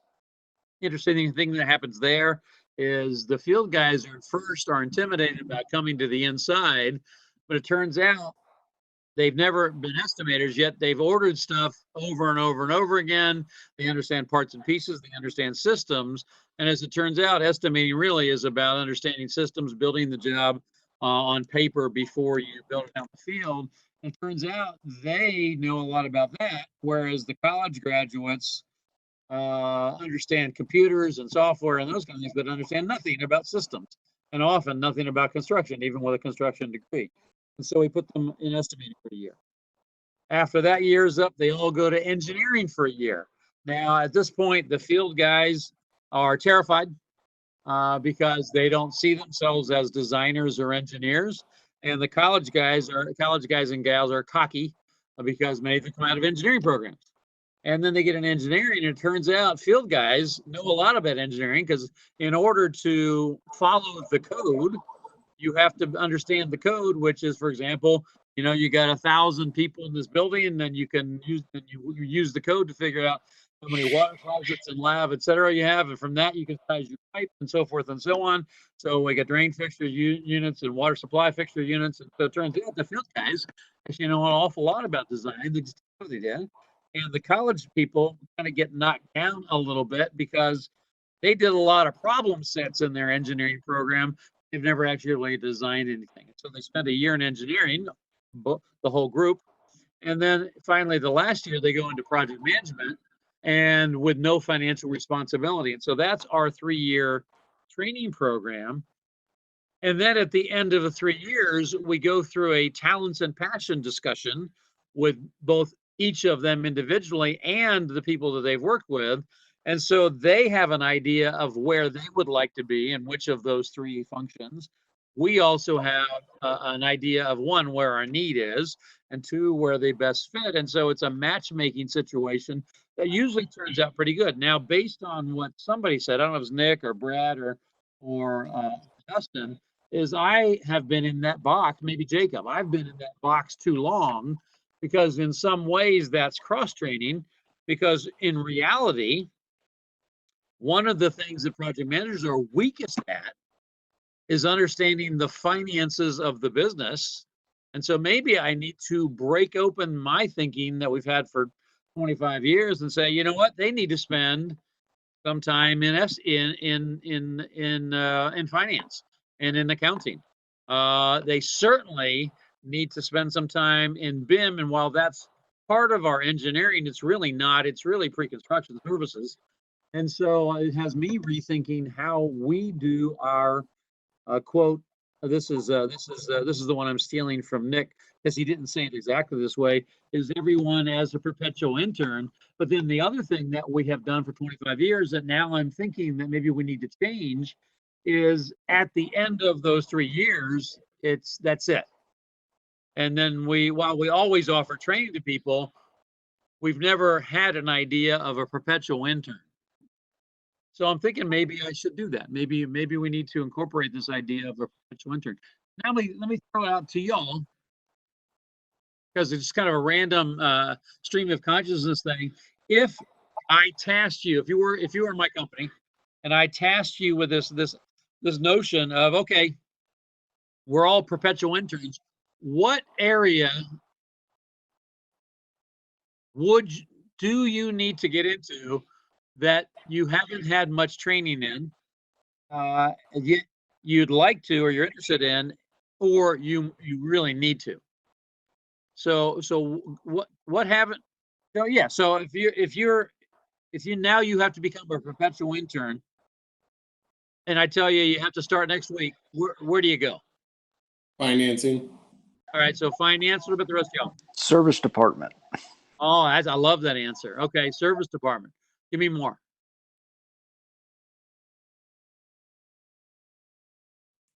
That's it.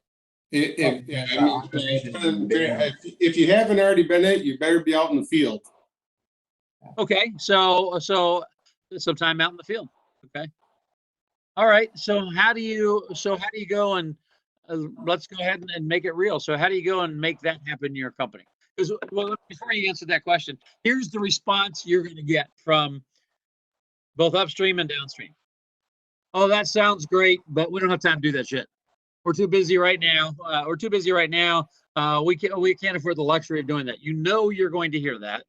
So what's your response to that?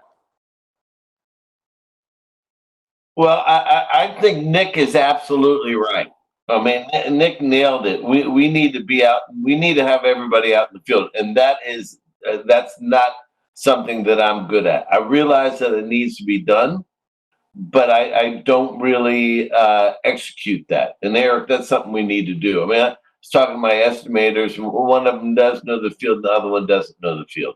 So I think this is what we do. This is what pays our bills. These are the billable hours, and everybody needs to understand that.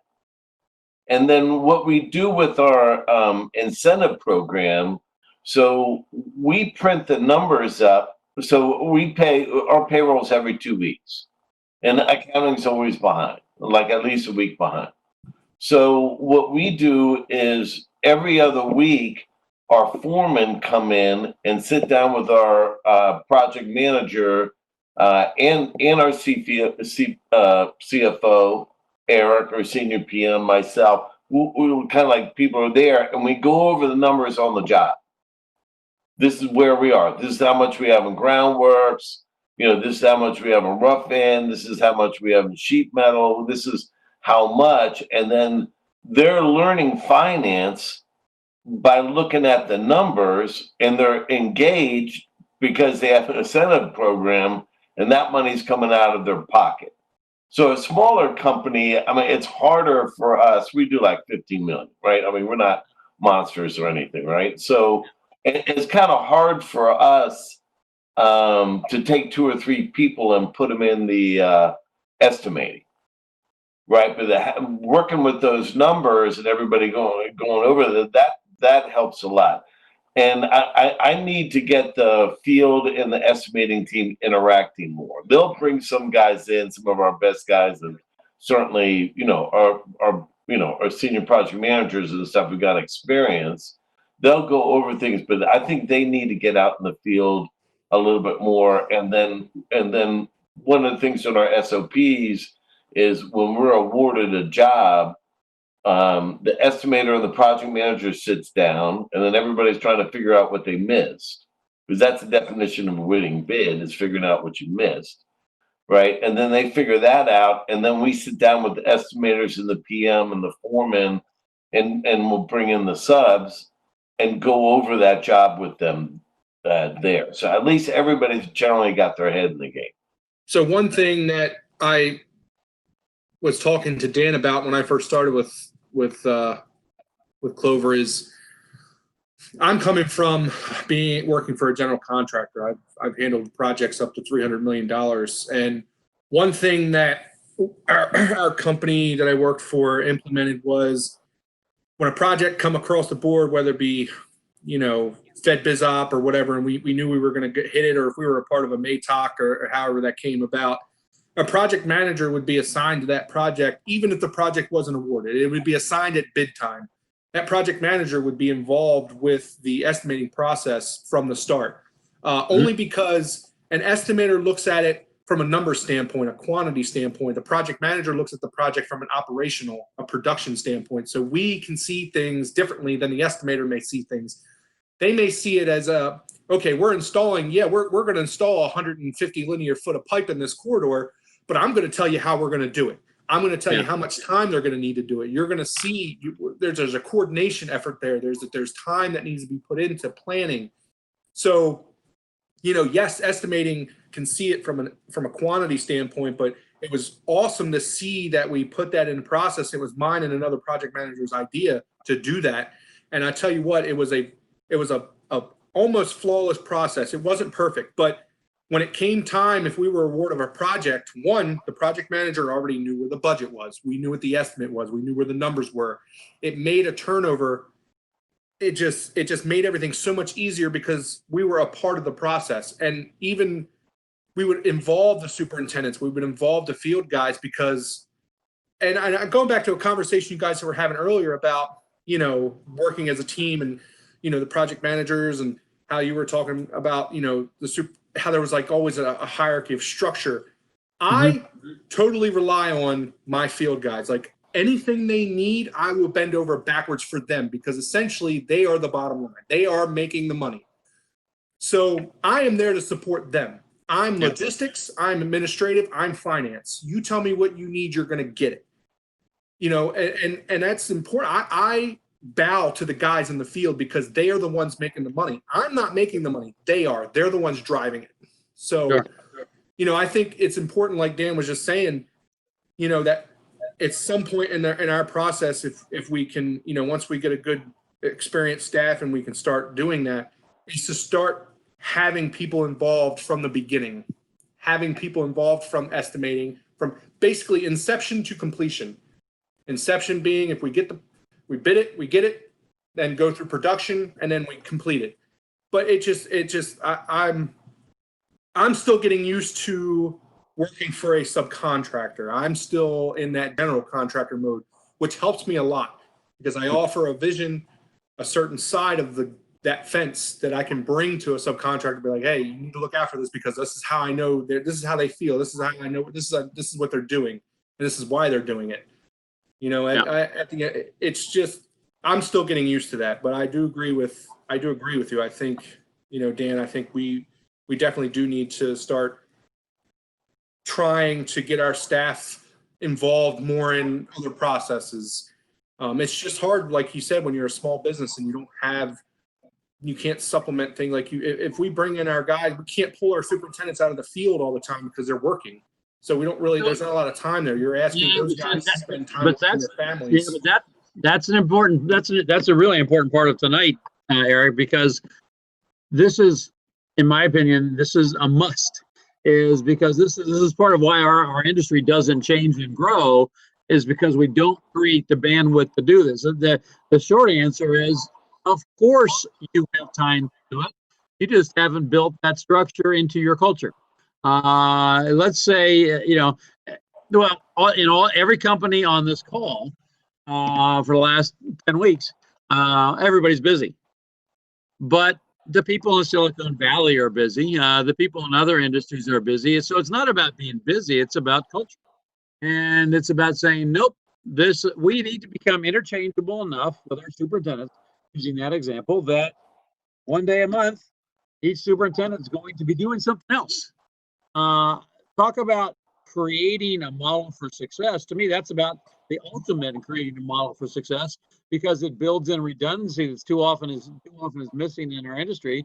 And the phrase I have always used is, you need to run your company so you understand the big truck theory. And the big truck theory is, what the heck, this person that you think is so invaluable that they can't, and it's not either you think, but they probably think too, is that they got to be on that job every day. It's going to go to hell. Well, you know what? If they walked out of their house this morning and they got run over by a big ass truck and got killed, God forbid, you know what happened to that job? It'd be fine. Somebody else is going to pick it up, and you're going to have a little lull, and you might take a hit on something. But the bottom line is, nobody is irreplaceable, and since no one's irreplaceable, what we ought to do is create a culture where we capture the greatness of this opportunity and force ourselves to do it. The real problem is we don't have the discipline. We don't force ourselves to have the discipline to do that. You're absolutely right. I can completely agree with that. Oh, let's the 10 companies and 15 companies, whatever you got on the line, let's do that. But even in our conversations, it goes back to my conversation a couple of minutes ago, how we have this great training box that consists of these 3 years of training in estimating, project management, and engineering. But I don't know of any companies, for example. Let's talk about one of the biggest tensions that happens in companies. Do you think, and typically it's gals in accounting, but there's guys in accounting as well. Do you think, and I want everybody except for Mark to answer this question. Mark and Dan, don't answer this question. Do you think that people in accounting ever get frustrated at people in the field? Oh, absolutely. I mean, I myself, I'm sure accounting can get frustrated with just about anybody who's on the operations side, because they're looking at the numbers differently than we are. They're looking at cash flow, they're looking at profit, they're looking at all that stuff.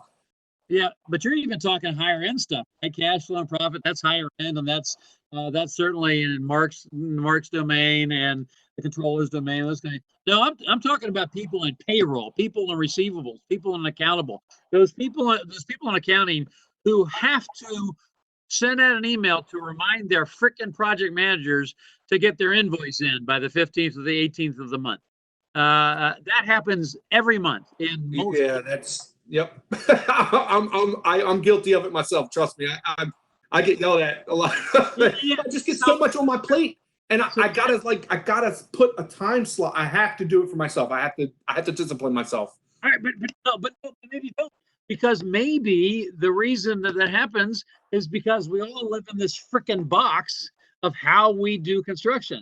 My whole point here is, we've made, and Dan made a good comment, is we got to get the estimators out to the field. That's absolutely true. We got to blow it up and get bigger than that. That gal that does payables for Mark at MSD, you know what? For the next 6 months, she needs to go out and spend a day a month for 6 months on a freaking job site.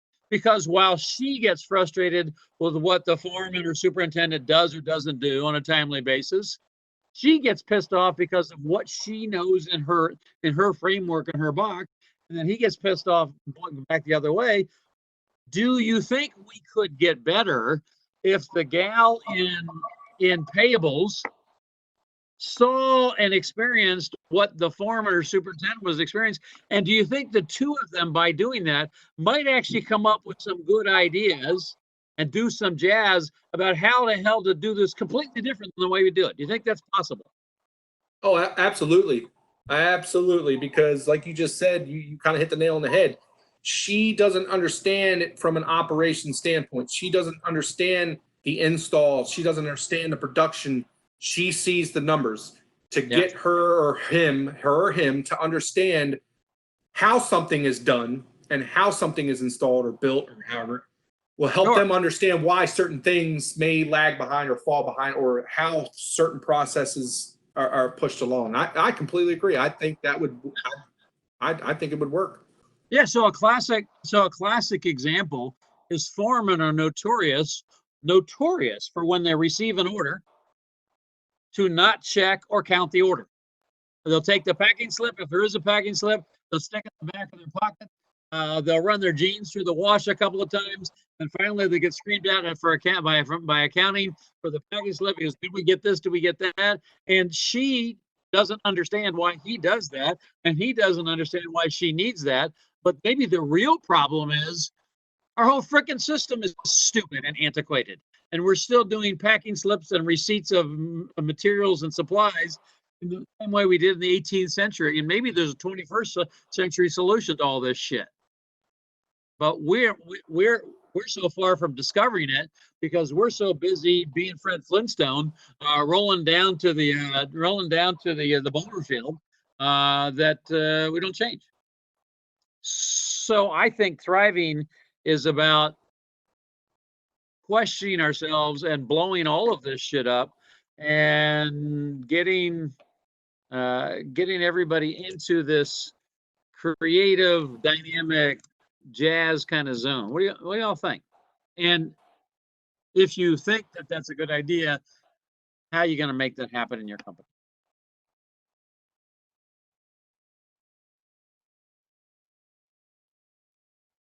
Well, I think it's a damn good idea, right? I think it's a damn good idea.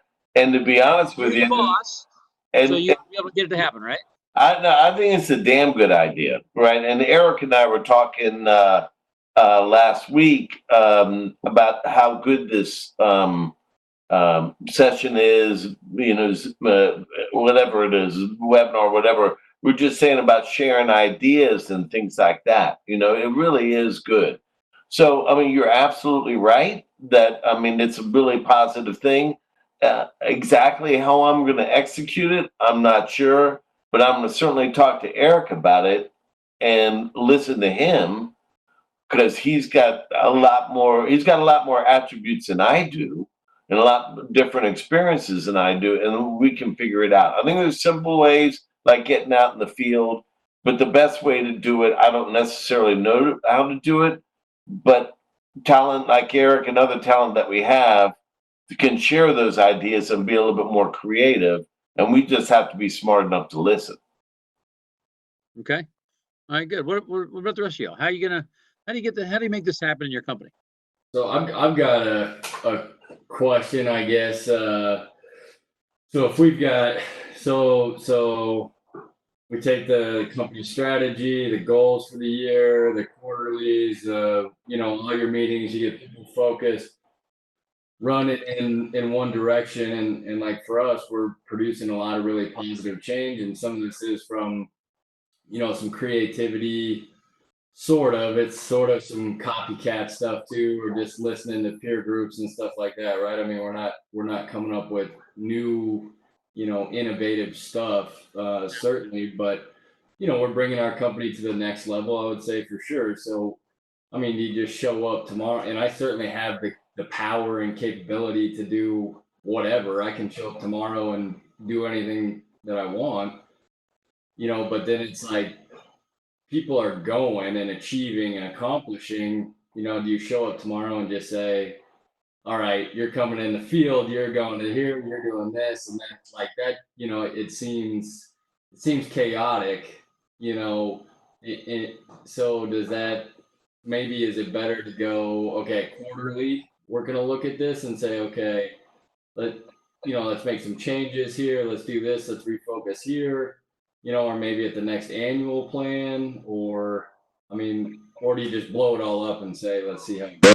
So I like your question a lot, Tyler. I don't think it has to be chaotic. In fact, my belief about humans is that we all operate in a comfort zone, right? And so the people in accounting are comfortable in accounting. The people in the field are comfortable in the field. So I think we're all comfortable, but at the same time, I think that being taken out of your comfort zone and out of your box and being put into another situation, knowing that it has structure. So for example, I've been using the example of, in the last part of this call, I've been using the example of 1 day a month for 6 months. I don't think that's chaotic. I think every job and every position in your company could tolerate that. Now, I wouldn't just, I want to create the jazz and I want to create the space. And so maybe based on what I was saying earlier tonight, maybe I wouldn't have specific outcomes identified for this experience. Let's say the gal from payables goes and spends a day, 1 day a month for the next 6 months working on a job site or job sites. And so I probably would not have measurable outcomes the first time I did it, because it gets back to the 3-year thing Mark was talking about and I was talking about, because I want to see what percolates and what happens. I probably would set this experiment up with willing participants first before I made it mandatory. I do think it needs to be mandatory, but I would be willing to bet you've got somebody on the inside of your company who would kind of get a kick out of spending a day a month for 6 months out in the field. And conversely, I'm 100% sure you have some field technicians or craftsmen who would relish the idea of coming in and spending a day a month for 6 months in estimating state. I have no doubt, even in a small company like yours, that you could find a few willing participants. And I'm also a believer now. I've got the Young Life, It Only Takes a Spark song in my head. So I do think it only takes a spark. And once you get 2 or 3 or 4 people in your company who have experienced that, and it's been a good experience, I think that leads you to creating this whole culture we've been talking about all night. I really believe in a company your size that can happen. I'd even say for you, right? You're the boss, but there's probably things that you haven't done, and to put you in that situation. Or if you're the boss, go and work for Henco. Literally go and work for Henco a day a month for 6 months. I think if we're going to thrive, I think this helps us thrive. What do the rest of y'all think? I think going back to one of Tyler's comments about creativity, I think creativity is not just coming up with new ideas and trying to implement those new ideas. I think some of the best creativity that anybody can have or do is making existing ideas better. No doubt. Yeah, I agree 100%. 100%. So at Royal here, the nice thing is I've got Lord in my head. Yep. All of our PMs here have been in the field, have at least some. 2 of us have the schooling behind it, and then went out into the field. The other 2 were, I think one other one has schooling, but we're field driven, and they just progress their way up through different companies and ended up here. We do our own estimating as PMs. So from day one, they come in, give us a job. We know the ins and outs. We know where there's play money, where there's no play money, where we're scratching our heads at, and everything in between, Yeah. And if we do good, awesome. If we don't do good, it's by our own sort, So it's nice. It's fun. It makes it interesting on bid day, but at the end of the day, we have our own, we hold our own job at the beginning and all the way through. So that's awesome. To go to, Tyler's comment, I see it even, field guys from when I was out there, you always had the resentment for the guy that wasn't there because he wasn't doing anything, Well, what was he doing? He's just driving around in his truck all day, or he's out snowmobiling, or he's out 4-wheeling, or whatever he's doing, Yeah. But once you actually get into that role, you're like, oh crap, there's a lot more that actually happens, And if you were never in their shoes, you realize that, maybe maybe I'm pushing a little too hard on some parts where I need to back off, or I just need to figure more time in for it, instead of figuring 5 hours, it's really going to take 7 hours. And that's actually going to make us more money at the end of the day because they're doing a quality job, So really just being able to dive into at all aspects. I think that gives you a well-rounded company. Yeah, for sure. Let me ask you a question, Nick. Where do you need to go and work for one day? In what capacity, in your company or in another company? Where do you need to go and work for one day, a month, for 6 months? That would help you to grow and spark your creativity and help you to learn. When none of us, we don't know what we don't know, right? Right. And so where would you go? So my last comment before you asked your question was well-rounded, right? Yeah. So in my company, I would definitely head to finance and just eat it up. I don't care for numbers. I don't care for math, but at the end of the day, it's important and I need to learn it. And that's going to make me a better PM. Outside of our company, I'd love to be able to dive into the MEP world. But you're a general, right? Yep. You wouldn't understand any of it then. Exactly. Probably wouldn't. So if Tyler came and worked for me, he wouldn't understand it. It's all fish pot. Which would be a great reason to do it, right? Right. But that's what I mean. There's a lot of stuff where as a GC, we don't know the ins and outs of because we're never wanting to know about the mechanicals. We don't want to know about electrical. We look at the pages, we understand them, but we don't fully understand what's going on to it. What makes the whole thing tick, and really get that whole aspect to be able to, sometimes you almost feel like you're not holding an educated conversation with, the electrician or the plumber or the mechanical guy, because you don't fully understand how they're thinking about it. So that'd be very interesting to understand all that, and really to even dive into the rest of the trades. Why not? Okay.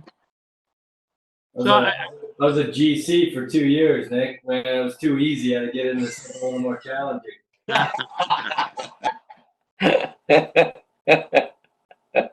Dan, what about you? That explains Eric too, then, huh?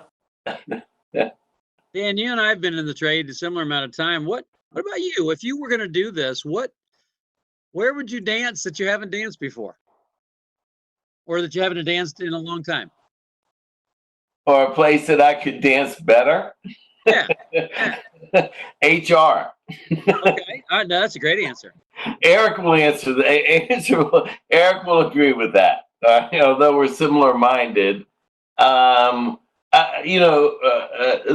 but I mean, what Nick was saying, and I thought about this in different times in these conversations that we've had.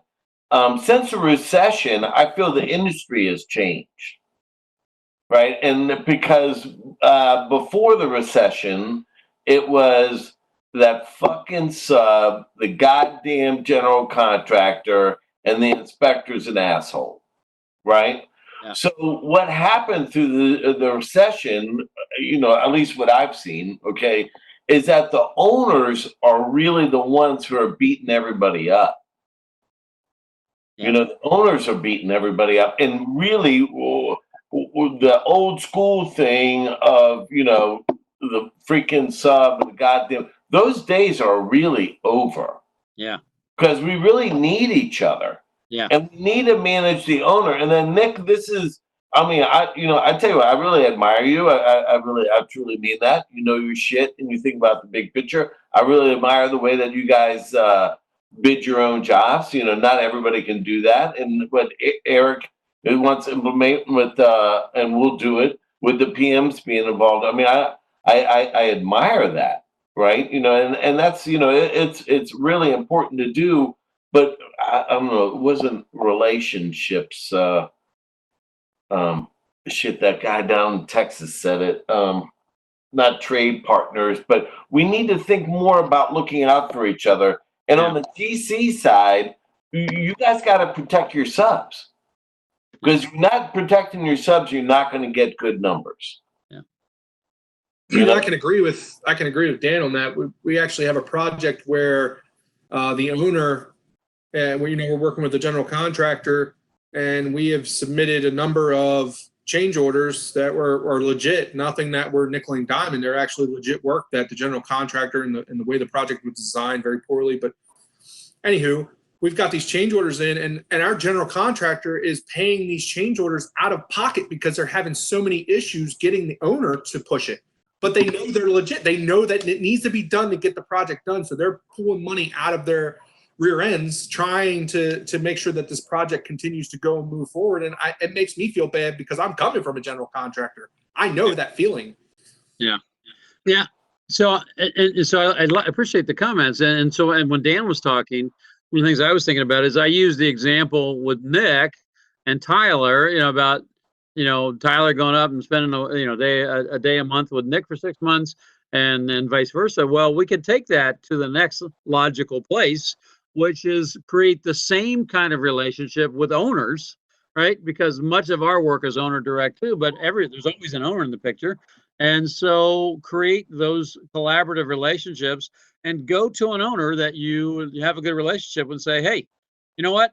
I want to come out and hang out with you a day a month for 6 months. Now, obviously, this is dramatic, significantly different practice than what we've always had in our industry. But we're talking about thriving here. You want to thrive?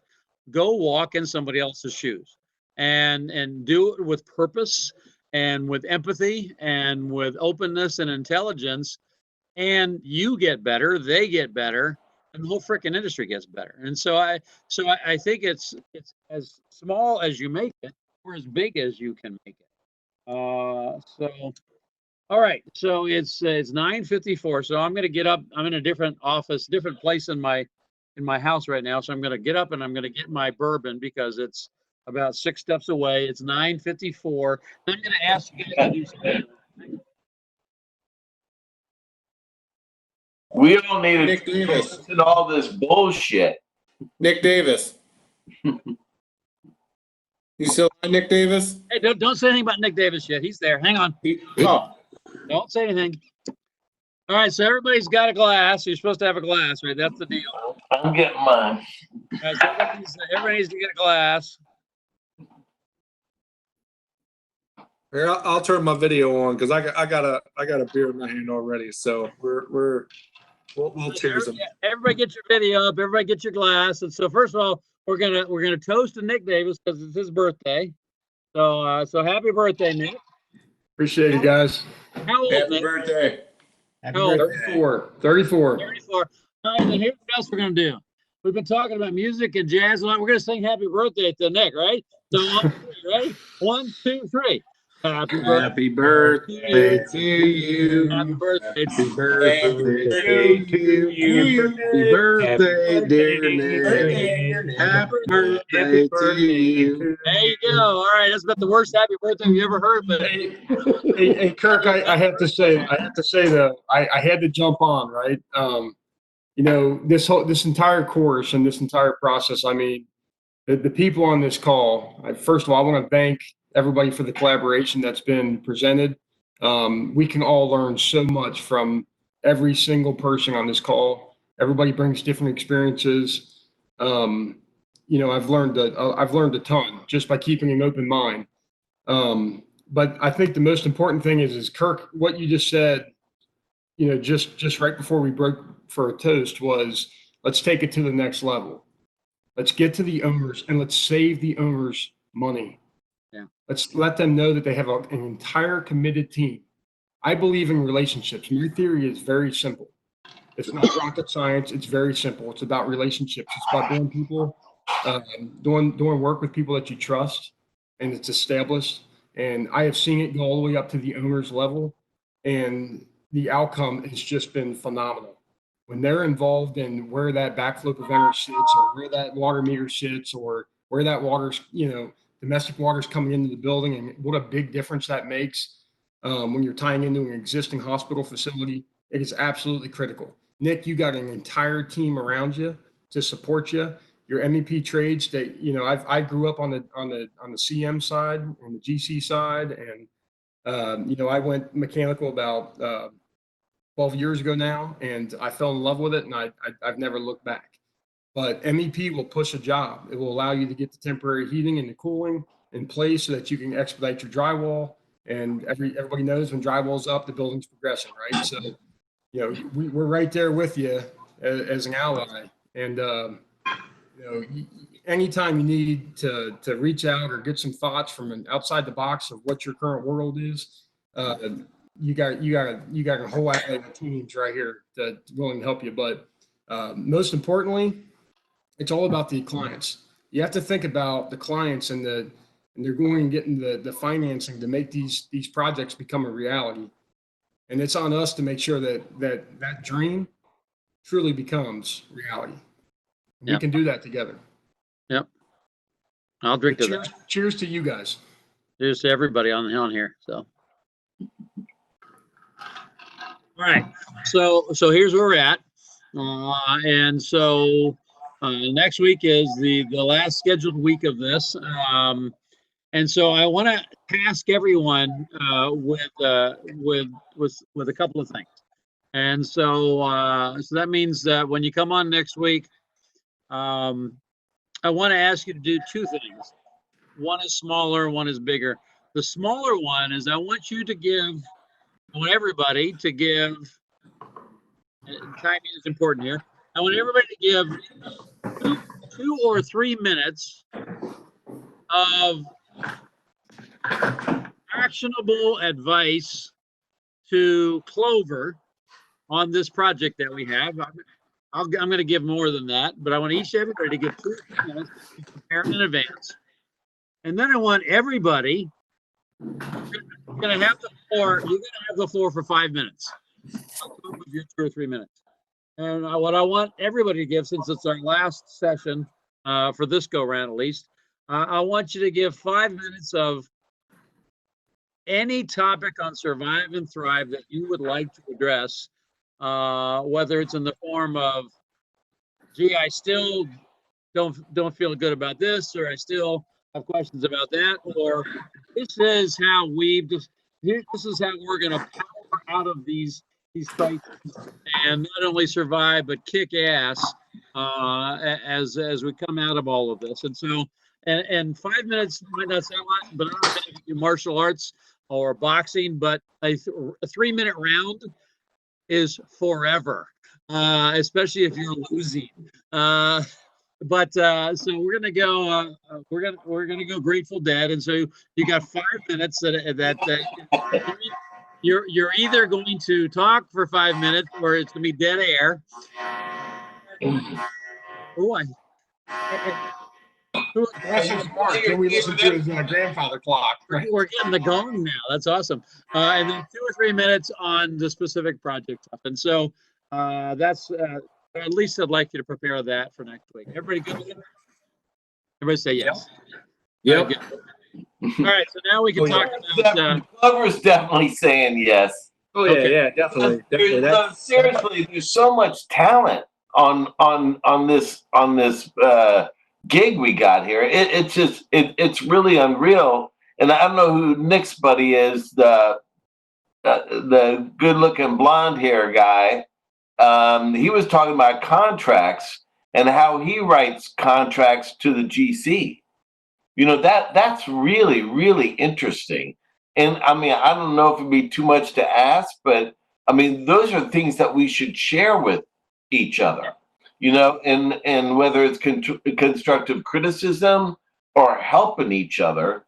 Yeah. And that's even on the dark side with the general contractors, you know, we can help each other.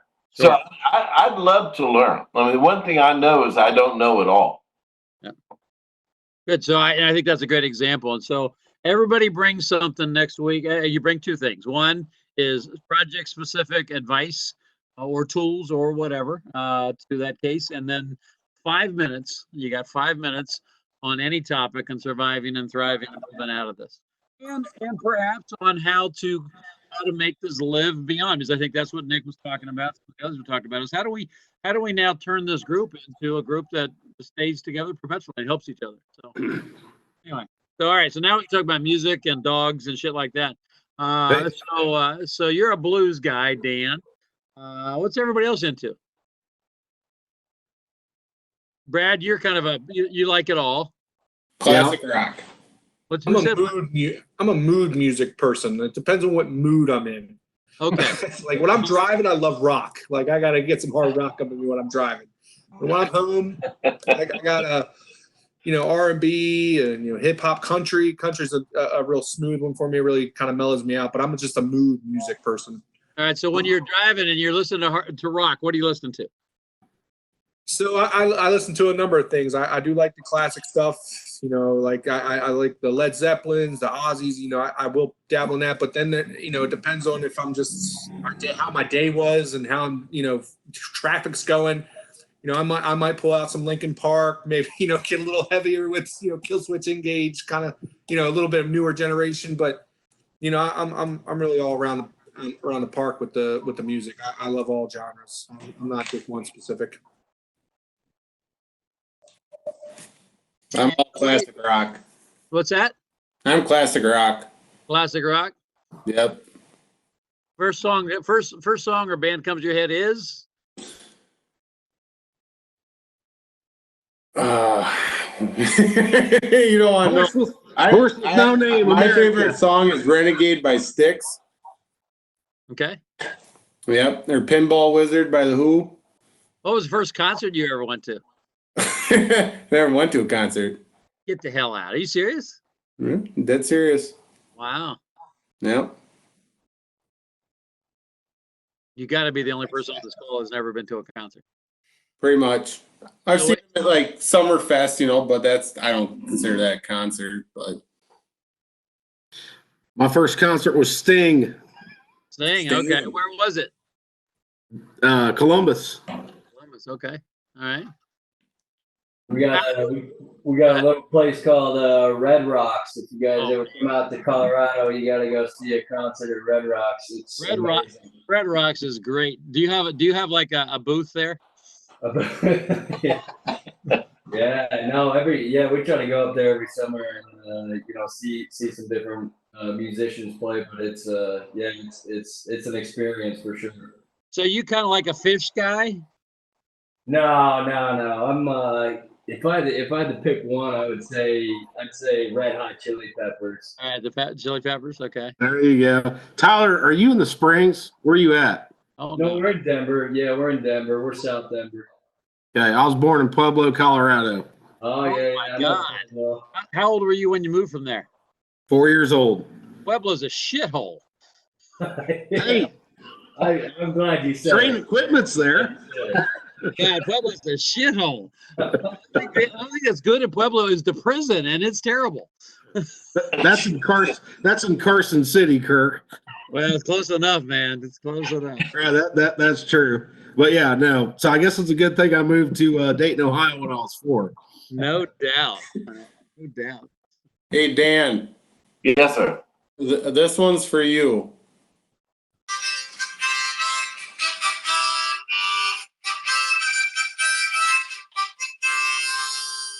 That's awesome. That's awesome, man. Wait. That's awesome.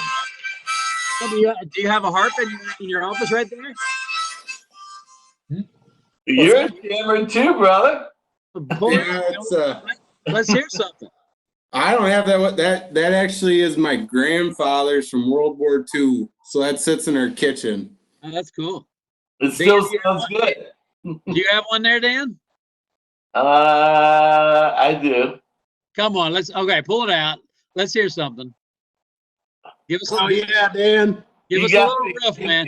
Do it for Nick's birthday. Come on, let's hear something. Let's give us a little something. I gotta grab it. It's right behind me here. Go ahead. So we're gonna pour some concrete here this weekend, and I was out measuring out for the pad. Yeah. And my little guy, he saw that I had a tape measure, so he comes running over, grabs a tape measure, runs off, playing with that. So I go to the truck. I see why my dad had 15 tape measures around the house. So I go to the truck, grab it, come back. He had to steal that one from me.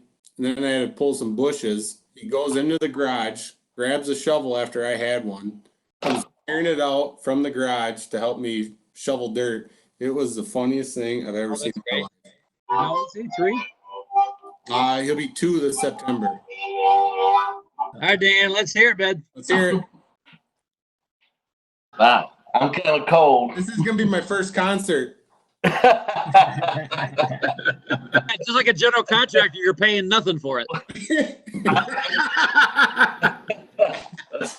I think one of my first was Allman Brothers Grateful Dead at RFK Stadium. Oh man, that sounds good. Yeah, and we were doing some things that we wanted to do, but we probably shouldn't have been doing. Yeah. Do they still have the Merriweather Post Pavilion there in Virginia? Yeah, definitely. Pretty sure one of my first concerts was there, maybe Jackson Brown or something like that at Merriweather Post. Yeah. In fact, John Prine, God rest his soul, he passed away, and I saw him a couple of times at Wolf Trap. Oh yeah, Wolf Trap, yeah. And my cousin's a songwriter down in Nashville. Really? So he was playing at the Bluebird, and that's where the songwriters go, to kind of test out their stuff and, things like that. And I was sitting at the bar listening to him, and there's this guy next to me, and I'm just shooting the shit with him. We're drinking buds and hanging out and everything, and real nice guy, and we're going back and forth and talking about all kinds of shit. And then he said, "Where do you live?" And I said, "Well, I live in Vienna, Virginia." And he goes, "Well, I go up there. I know Vienna." He goes, "I go up there from time to time." I said, "It's a nice little area." He goes, "I like it up there. Everybody's nice and everything else like that." And then half an hour later or something like that, I went to the bathroom, and somebody says to me, "Well, you know John?" And I'm like, "Well, no, I don't really know him. I've been talking to him. It was John." And he goes, "Yeah, you're talking to John Prine." You shitting me? That's amazing. That's great. I didn't know that's freaking John Prine. And I didn't want to blow the cool when I met him, because somebody like that, you know what I mean? They don't need, "Oh, you're John Prine." He was just being a regular guy, and he was a great guy, a really good guy. And I'm definitely a big fan of his, no question about that. Yeah, he just died. Yeah, he just died, a month or so ago? Yeah. All right, what are you going to do? What are you going to play for us? Well, I really played anything. I kind of need to hear it, and then I can kind of play it. I mean, the harp is more of a feel instrument. Yeah, just give us not like a string instrument like you play, right? Give us a "I've been fucked by a general contractor" blues riff. Tom Petty, Mary Jane.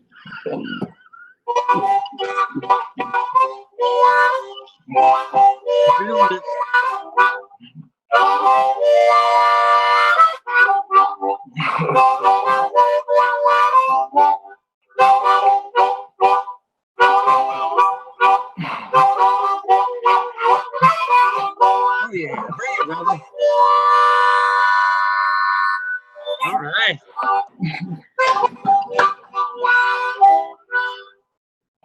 Yeah, very good. Very good, Dan. That's excellent. Awesome. Thank you. Good deal. John, do you play? Zink, do you play anything? I see your lips moving.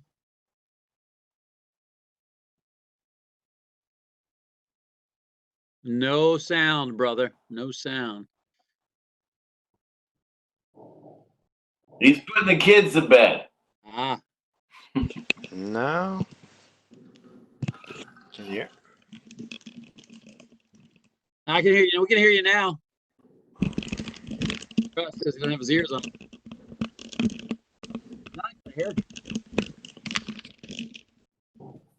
We can hear you. Can you hear us? Now I can hear you. Do you play anything? I've had an acoustic guitar in a closet for 25 years. And I still have not learned how to play it. Is that right? No, I just listen. Go to lots of concerts. I used to go to lots of concerts. When I worked at the music store, they had a Ticketmaster outlet. So any concert I wanted to go to for those 4 or 5 years, I could get great tickets. Pink Floyd at RFK was great. Yeah. Wow. I always wanted to work at a record store. It wasn't a bad gig. Met my favorite part of that was when people came in looking for music, and we asked them to sing, because I can't tell what that song is. Can you sing it for me? We just said Kent Mill music, Kent Mill karaoke, where the customers were singing to us. It's like, okay, I knew what song you were talking about. I just wanted to see that. That's funny. Well, folks, we're going to do this one more time. So we're going to get together next Thursday at let's say the normal time, and we'll go one more time, and then we'll talk about the end. We'll talk about what you want to do, if anything, next. So thanks for coming on and helping Nick Davis to celebrate. So did you go out to dinner or something, or was there a party, Nick? Just kids with a desire need for cake, right? So there you go. So that's all. That's great. We didn't say, Nick, you gave us a birthday present. You uploaded a work from home template. Oh yeah. Into Dropbox. So check that out if you guys want to see it. Yeah. Wow. Yeah. Thank you. All right. Well, then let's. I'm sure my one wonderful wife has created some fantastic dinner for me. So I'm gonna go and have that and drink some more bourbon, and we'll see you guys next Thursday. Hey, listen, I'm going to say, Brad, if you would share that contract that you give GCs, that would be huge. I would really appreciate that, because that's really empowering, and it's really setting a level playing field. I'll be honest with you, and I mean, I don't have the depth of knowledge that Eric does, the big work that he's done, but myself, if the industry could get their mind wrapped around that, I think it'd make everybody a lot better. I mean, I have my things that I won't sign in a contract, design intent, the hell with that. I don't give a goddamn about the design intent, right? Either it works or it doesn't. And that's where we're saying we're taking the plans not being creative, because we have to follow plans and specs or it's our ass. And then don't give up my lien rights, right? No freaking way. And agreed upon schedule. There's certain things like that, errors and omissions. I mean, if you omit something, that's not my problem, right? And so there's certain things that, Brad, if you could share that, that would be awesome. I mean, I wrote that down from last week. That would be huge, man. I mean, with what you're doing there, I don't know the size of your company. However, I think you guys are the step above if you're doing that. Yeah, so we're doing so in some jobs we're kind of the acting construction manager, so it's kind of more the subcontracts that we do. But realistically, I'm not recalling exactly what you're bringing up, but I'm I do a lot of strikeouts on our contracts. So, and sometimes it makes Nick Davis nervous and ends up being negotiated, because I'm ops and Nick is director of business. But I do a lot of strikeouts, which a lot of it I learned from previous PHCC Kirk Alder classes. That's a primarily, I would say, probably 65-70% of what I learned from that. And I'm kind of known to be the red strikeout clause guy. So which all the time it ends up being a negotiation, of course. But and then as you have your regular client partners, it kind of becomes the norm. They know what you're not going to accept, and they know what you won't accept, and it gets easier. But yeah, I'll be willing to share anything you want, Dan. So what you were saying, that you give you write your own contract or your own addendum or whatever it is, and then give that to general contractors. So we all know what to do with subs, but what do you do? You saying you write a contract or an addendum or something, and you hand that to them, because that's something that's hard in the transition, because that delays our jobs, because I won't do shit. Right. Contract. So what I meant was that there's always a delay, right? Because, a lot of the, Nick's still on here with these general contractors are trained to delay the contracts, as late as they can. Kirk provided that.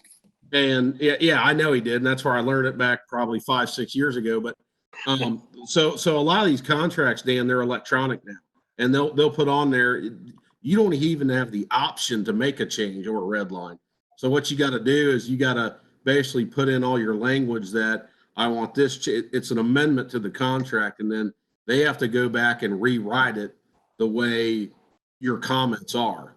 And then of course that's the first thing that strikes up the conversation. So of course within that day, the general contractor is calling you saying, and if it's a new general contractor you don't work with a lot, they're calling you saying, well, we can't do that. We can't do that. And then you got to push and shove and decide what your, the dividing line is.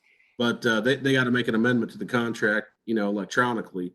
But, you got to try to get away with as much as you can get away with, because there's a bunch of bullshit clauses in there that basically it's set up to burn your ass and save theirs. So, and there's nothing wrong. There's nothing wrong. That's smart. That's smart business. So I see Nick shaking his head, but that's smart business. So you have to be as smart or smarter than the guy sending you the damn contract. So we are smarter. There's no freaking question about that. That's why he wants to be an MEP guy, because he knows we're smarter, right? Dan, real quick. Dan, real quick. Okay, Brad's exactly right. Okay, the GCs and the CMs, they're sending it to us electronically because they want us to just be the dummies to go and sign it. So what we do, we have an internal contract review template that is set up with our standard terms and conditions of our accepts and our do not accepts. So those immediately get flagged. I flag them. I kick it to Brad for our construction ops. If it's a service contract, it goes to our service ops manager, but all contracts come to me. We have our do's and don'ts and have that template that's just your baseline, guideline, right? So then Brad comes back and goes, I'm going to accept this or not accept this. Now, when he comes to me as the ops guy that's actually going to have to, execute the work, I'm going to have his back and we're going to go fight for it. Now, what we do is we take those terms and conditions outside that contract. Do not sign an electronic contract. You will not get that amendment accepted if you do that. Yeah. We type up a separate email and we'll include an attachment with the specific clauses that we're actually needing to be reworded. Where Brad was getting on me is he is the red stripe pen. Like he'll take out a whole clause and I'm like trying to reword it a little bit, a little bit massaging, like, because I'm all about the relationship, right? My goal is I'm not doing business with anybody that there's not a relationship with. Otherwise, I'm setting this company up to fail. So we have to do business with people that we have trust with. Now, there's a couple of them that are just red flag for me too. I mean, Turner Construction, I get that contract and I'm Brad times 10, and then he's like, slow down, I mean, we all have our past history that sets something off for us, but you got to have that standard template so that you apply all those same conditions to the same contracts that you're accepting, because now you're liable as soon as you sign it. So what do? Do you take your amendments and the DocuSign is a fantastic example because that's the way, everything's rolling. I totally agree with you with Turner. I don't work with them. I can't sign their contract. So, but for the DocuSign stuff, how do you put that in? So do you talk to the PM, the executive VP, before it even gets to that level, like before the Mark Devines of the world even see it for us, we're handling that between Brad and I. So we'll take an amendment, we'll kick it back to the client that we're doing we have them. What position is that person that you're kicking it to in the client structure? Typically, it's our chief financial officer. Okay. So Dan, or it's a regional president, vice president, or it starts off with their project manager, and then we typically, when there's not an agreement, then we go higher. And basically, strikeouts are strikeouts, right? But a lot of times we have to rewrite what the language reads, so we won't entirely strike everything out, but we want to read it differently, like as agreed upon, or those kind of comments. So we rewrite it for them. That's the amendment that Nick is talking about. We'll rewrite the whole clause to include the verbiage and the rewording that we want it to be shown. And that's that amendment piece that we're talking about, is instead of just striking stuff out saying here you go, we're trying to reword it how we want to see it and how we want to sign it. So Dan, that's what I admire. I really admire that about you guys. I mean, I really admire that. I think you guys are on the next level with that. There's no question about it. You know, and rewriting it, because what happens is that the GC, Nick, you know, he's bidding work, he's got this to deal with, he's got that, he's got a lot of shit to deal with. So when he's putting something out, he's putting out fast and rough, kind of like, I don't have time to deal with this shit. But you guys have thought it all the way through on how you want it to look for you. And it's more likely to go through that way because you're pitching it and doing the homework for them, and they're less likely to push it. I mean, I really admire that. You said that, I don't know, last week or the week before. I'm like, Dan, the biggest thing we look for is we want to have two-way relationships. We don't want to have a one-way dictatorship. So anything that is not two-way, that's already, we're setting ourselves up for failure if we sign that contract. So we want it to be a mutual agreement. So those are the terms that we go and attack. You know, your 24 becomes 72, et cetera. You know, I mean, just the nonsense. You know, just give us a chance to survive here. Give us a chance to be successful. And then the biggest thing is our other theory is plan spec is the way this construction industry has been built, right? And you got to get plan spec converted to design assist. So I don't do a plan spec bid without putting some sort of value engineering in there, because there's always something that is, you know, from an engineered plan spec mindset, there's always something that's off that we can save the owner. We have a better way of means and methods. So my goal is to convert plan spec to design assist to design build. Yep.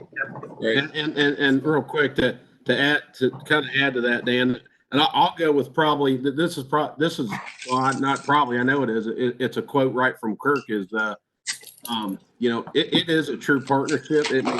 It may seem and feel, and that's the way this industry is that GC's here and you know, MEP is here, but you know, the direct quote is, yeah, they build buildings, but, and this is from Kirk, but they don't do the shit I can do, and they can't get a building done without me, period, because they're not experts in that and they know very little about that. But secondly, when it comes to these contracts, is you have to really look at it as, are you going to get, do we always get everything we want out of a marked contract? No, of course not. It becomes a negotiation. But secondly, you're going to get pushback almost every time of some level. But thirdly, they, no matter what, they want to sit there and negotiate the contract with you. What they don't want to do is they don't want to spend all this extra time going back and dealing with another contractor because you're about to walk away from not signing that. They've already done their buyout. They've already done their research. They've already figured out this is the guy I'm using for the job. They don't want to redo all that shit again.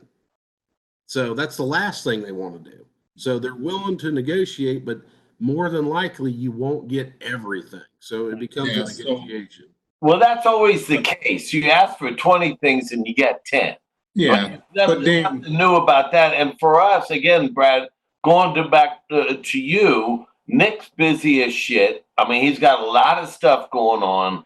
And by you writing that stuff up, that's huge. So, and I know Eric, I don't know if he's still online or not, but I know Eric can do that. But what I do is I strike every new contract I get, I send to my attorney, everyone. And then he strikes the shit out of it.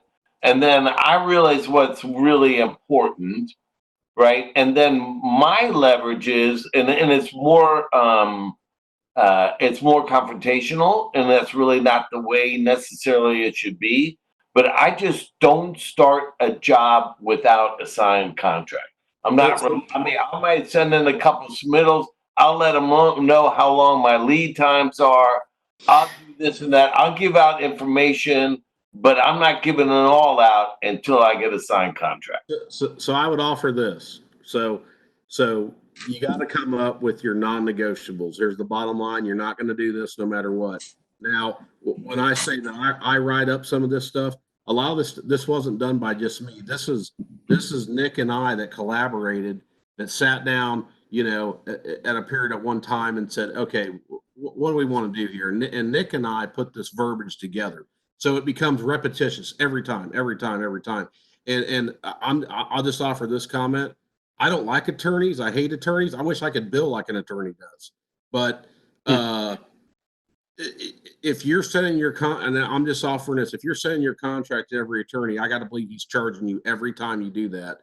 And in, I would say 5 or 6 out of the cases, he's telling you the same shit every contract you get. So by now, you ought to have a pretty good idea of what your non-negotiables should be.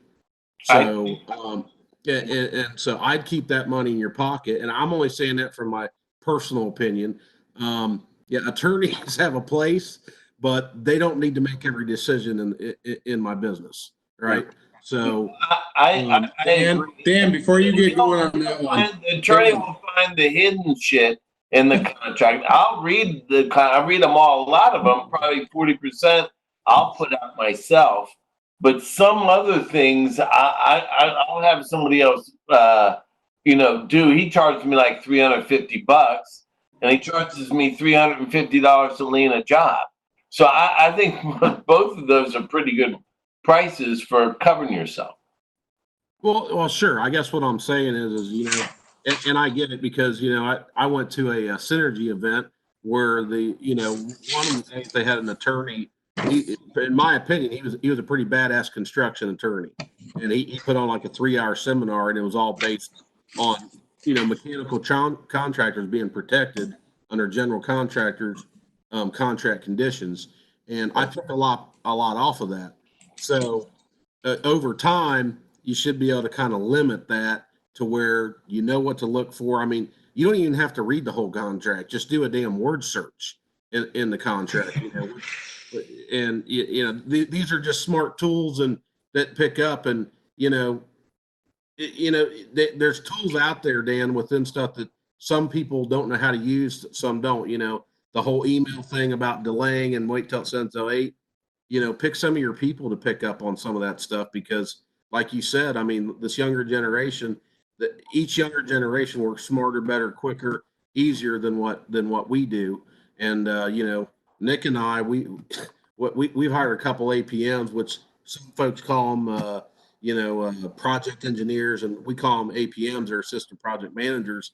And man, these guys, man, they put together a schedule of values or this or that faster than we can, and so kind of delegate that to where you start getting these contracts, do a word search. And highlight these areas that are, pick right up. So that way you can make quick amendments. So, but that's my opinion. That's my offer. I just, I like keeping the attorneys out of it as much as possible. As do I. So let's do this. So Nick's got something to say, but let's do this. Nick, if you can post that 20 clauses that you have into your folder. And I think what Dan has asked is if you guys, Mark and Brad and Nick, if you can post whatever you're using, then I have some things to post as well, as far as typical contract qualifications, those kind of things. And we can put all of that up, and then that's something that you could present on, in your 5 minutes next week as well. Because our philosophy is, my personal philosophy in business is, I certainly have an attorney, I certainly have a CPA. I never take anything to my CPA or my attorney until I've already done the work. And then I just if I do take it to them, it's just to have them check. But I'm not going to pay a CPA or an attorney to do that initial work for me. And so, it's formulaic, and we can streamline this process and protect it. Lots of good conversation. Go ahead, Nick. So, Dan, the best thing, and for anybody that's left on here, with the electronic contract sent, they always come in some sort of PDF, whether it's Adobe or Bluebeam. Control F, and then you type in this nice 20 key clauses that Kirk provided, and then I put our lovely letterhead above it. So it looks like I did all the work. And that pulls it out. And then for your letter to a GC, which I did on my current project to the owner, the standard contract supplement that was actually provided by Kirk. All it says is this attachment is to act as an amendment to the contract agreement between the owner and contractor. In any conflict between this amendment and any other portion of the contract agreement, the terms of the amendment shall govern. And then all I did is you go through, says page 2, add ceramic tile. They had drywall install, finishing, and painting. They never included that they're supplying the ceramic tile, which they're providing all the materials. Boom, done. And you go through, you redline what you're striking out. You put in your verbiage of what needs to be added or not agreed upon. And like Brad said, you're going to have the kickback of some things. They require 2-year warranty. Not typical in the industry, but yeah, it's just a workmanship. There's nothing else that goes with it. We're not providing any materials. So, all right, if you're going to call me in 2 years and say that we need to fix a doorknob, I'll come and fix a doorknob in 2 years, you know. But, and that was just something that I learned from Kirk's class. Simple. You just copy that paragraph and then you just fill in the rest after that of whatever you want to change. You go in, screenshot off of your PDF, paste it into it, and then strike it, and then put your change in red. And if they amend it, it gets implemented in the contract. If not, then it goes into negotiation, like Brad said. And every GC is always going to leave it vague. My contract to you is going to be very vague because I don't want to end up getting screwed out. And it's not that I'm trying to screw you out, but you know, that's just how it's always been for years and years and years. It's you leave it vague because at the end of the day, that's how it is. We get so many, we don't get a lot of, because I don't think a lot of people read the contracts, but there are, I'd say 4, 5 main contractors that we, trades partners that we, sorry, Nick, that we use that do make amendments religiously on it. Every time you send them a contract, they are sending the exact same thing. And, you know, for the most part, we always go along with it. There's nothing that they're asking crazy on it. Just got done actually bidding a small remodel and for a sprinkler guy. He said, we'll just sign it. You know, we have our kind of our terms and agreement in there. And I said, well, I'll sign it after I read it, make sure we're good. But I'm still going to issue, because it's a very small dollar amount to his, you know, a couple heads that need to be replaced and changed out. I'm like, I'll issue a PO with kind of our updated kind of language with the whole COVID. But there's nothing that I mean, we do a lot of work with them. I'm not afraid to sign their contract, if you want to say, from them to me. But at the end of the day, I'm also going to send them something that they're signing that I have a little bit of protection as well, you know. But that's just because we've done work with them. If it's a brand new trades partner, I don't know, I might be a little hesitant on doing that until I get to know them. But if I was just working with Brad for the first time, I think there's probably going to be that rapport of, I'm not just going to go at him with the book and say, you're signing my contract or I'm not doing any work. If you've heard good things about my company, you know, I think there's that whole fine line that you walk, and, you know, Nick might back off and be like, hey, let's hold off a little bit on where we're redlining here. We'll just see how this progresses. Oh, that job went smooth, you know. You don't have to really worry about it, but we'll highlight it in the next one because there was a little bit of a rift there. If some work comes up, you know, but that's just the the nature of the beast at that point. Were you talking about integrity, Nick? You're talking about integrity, and that's good for the industry, and that's good for all of us. And it's so important to operate that way. But unfortunately, you know, there's wolves out there, and we got to cover our ass. But well, and that's the thing. I really want to say with you guys, and God damn, I appreciate you guys so much. I'm not saying that much from you guys. I'm not saying that we're the lab in the backyard, and that we don't do, you know, some wolf actions, but that's where it all comes down to. I mean, as long as everyone's working together, everyone plays well in the sandbox, you know. But once you start getting that little bit of a rift, then all of a sudden teeth start getting shown, and that's where it gets to be the issue. Is I think they get shown too soon. You know, I made a mistake, and now you're coming at me with these changes in the contract hard, and now I don't want to work with you because I can't afford to deal with that, you know. Or you made a mistake, and now I'm coming at you, and now you don't want to work with me, you know. And I think that's where it gets to, and you know, you get the guys in your same field of whatever, you know, everyone does here, that, you know, the owner decides what they want to decide.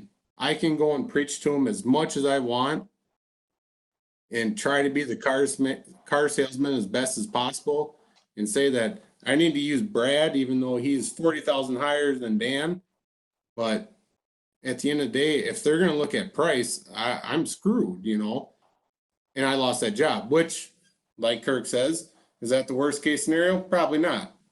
But when you're doing a hard bid with a few contractors and one guy's at $40,000 less than everybody, you know damn well that every contractor is using that guy that's $40,000 less than what it really should be.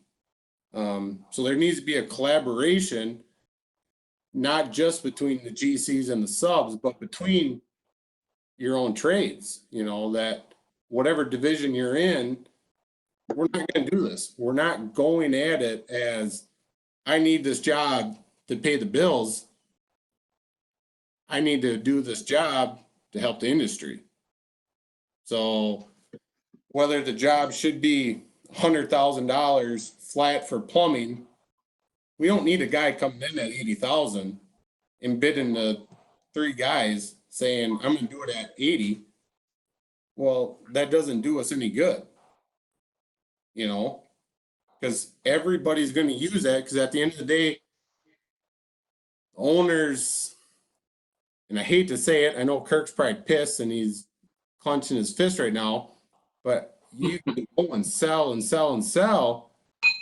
But at the end of the day, if I take that $100,000 and they see that I'm $40,000 high, they're, you know, especially if it's a client that you've never worked with, they're probably not going to go with you. Well, then you know what I'm going to say is then you're a moron. You're not selling them. And that's the tough thing. Not educating the customer properly, right? You're chasing the wrong people. And that's what I mean. That's the nice thing about it is, do you need that job? No, what you do is you just you wasted a lot of resources chasing the wrong work with the wrong customer. Right. Yeah, agreed. I mean, we've got a job right now, 6.1 plumbing only, right? And we're having conversations and this and that. Nobody's going to tell you the exact number, nor do you expect them to, right? But I mean, you know, in the general conversation, it's like in the low fours, right? And we're 6.1, right? So like, what the hell's going on? Well, we bid plans and specs and put in VE. And Kirk, I learned this from you, right? Because you told me VE sells work, all right? Yep.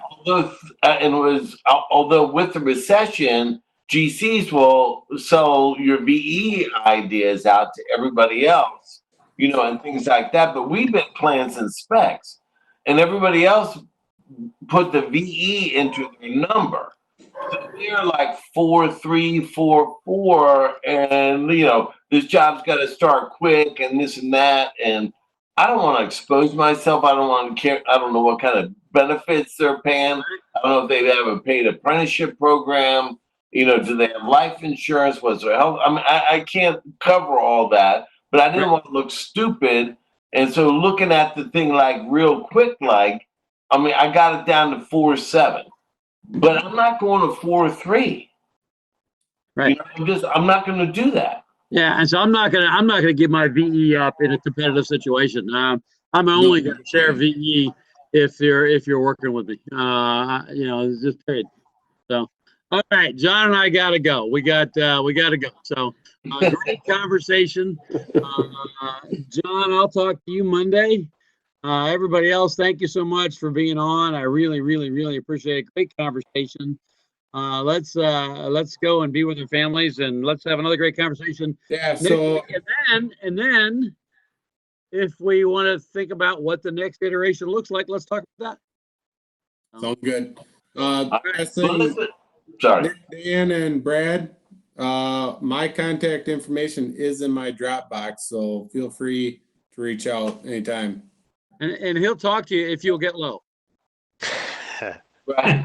So listen, don't anybody lose focus on Dan stand, saving like 2 or 250. I'll buy everybody on this freaking webinar a case of a bottle of Woodford. Fucking a case of Woodford. There you go. Right. We're gonna do that. All right.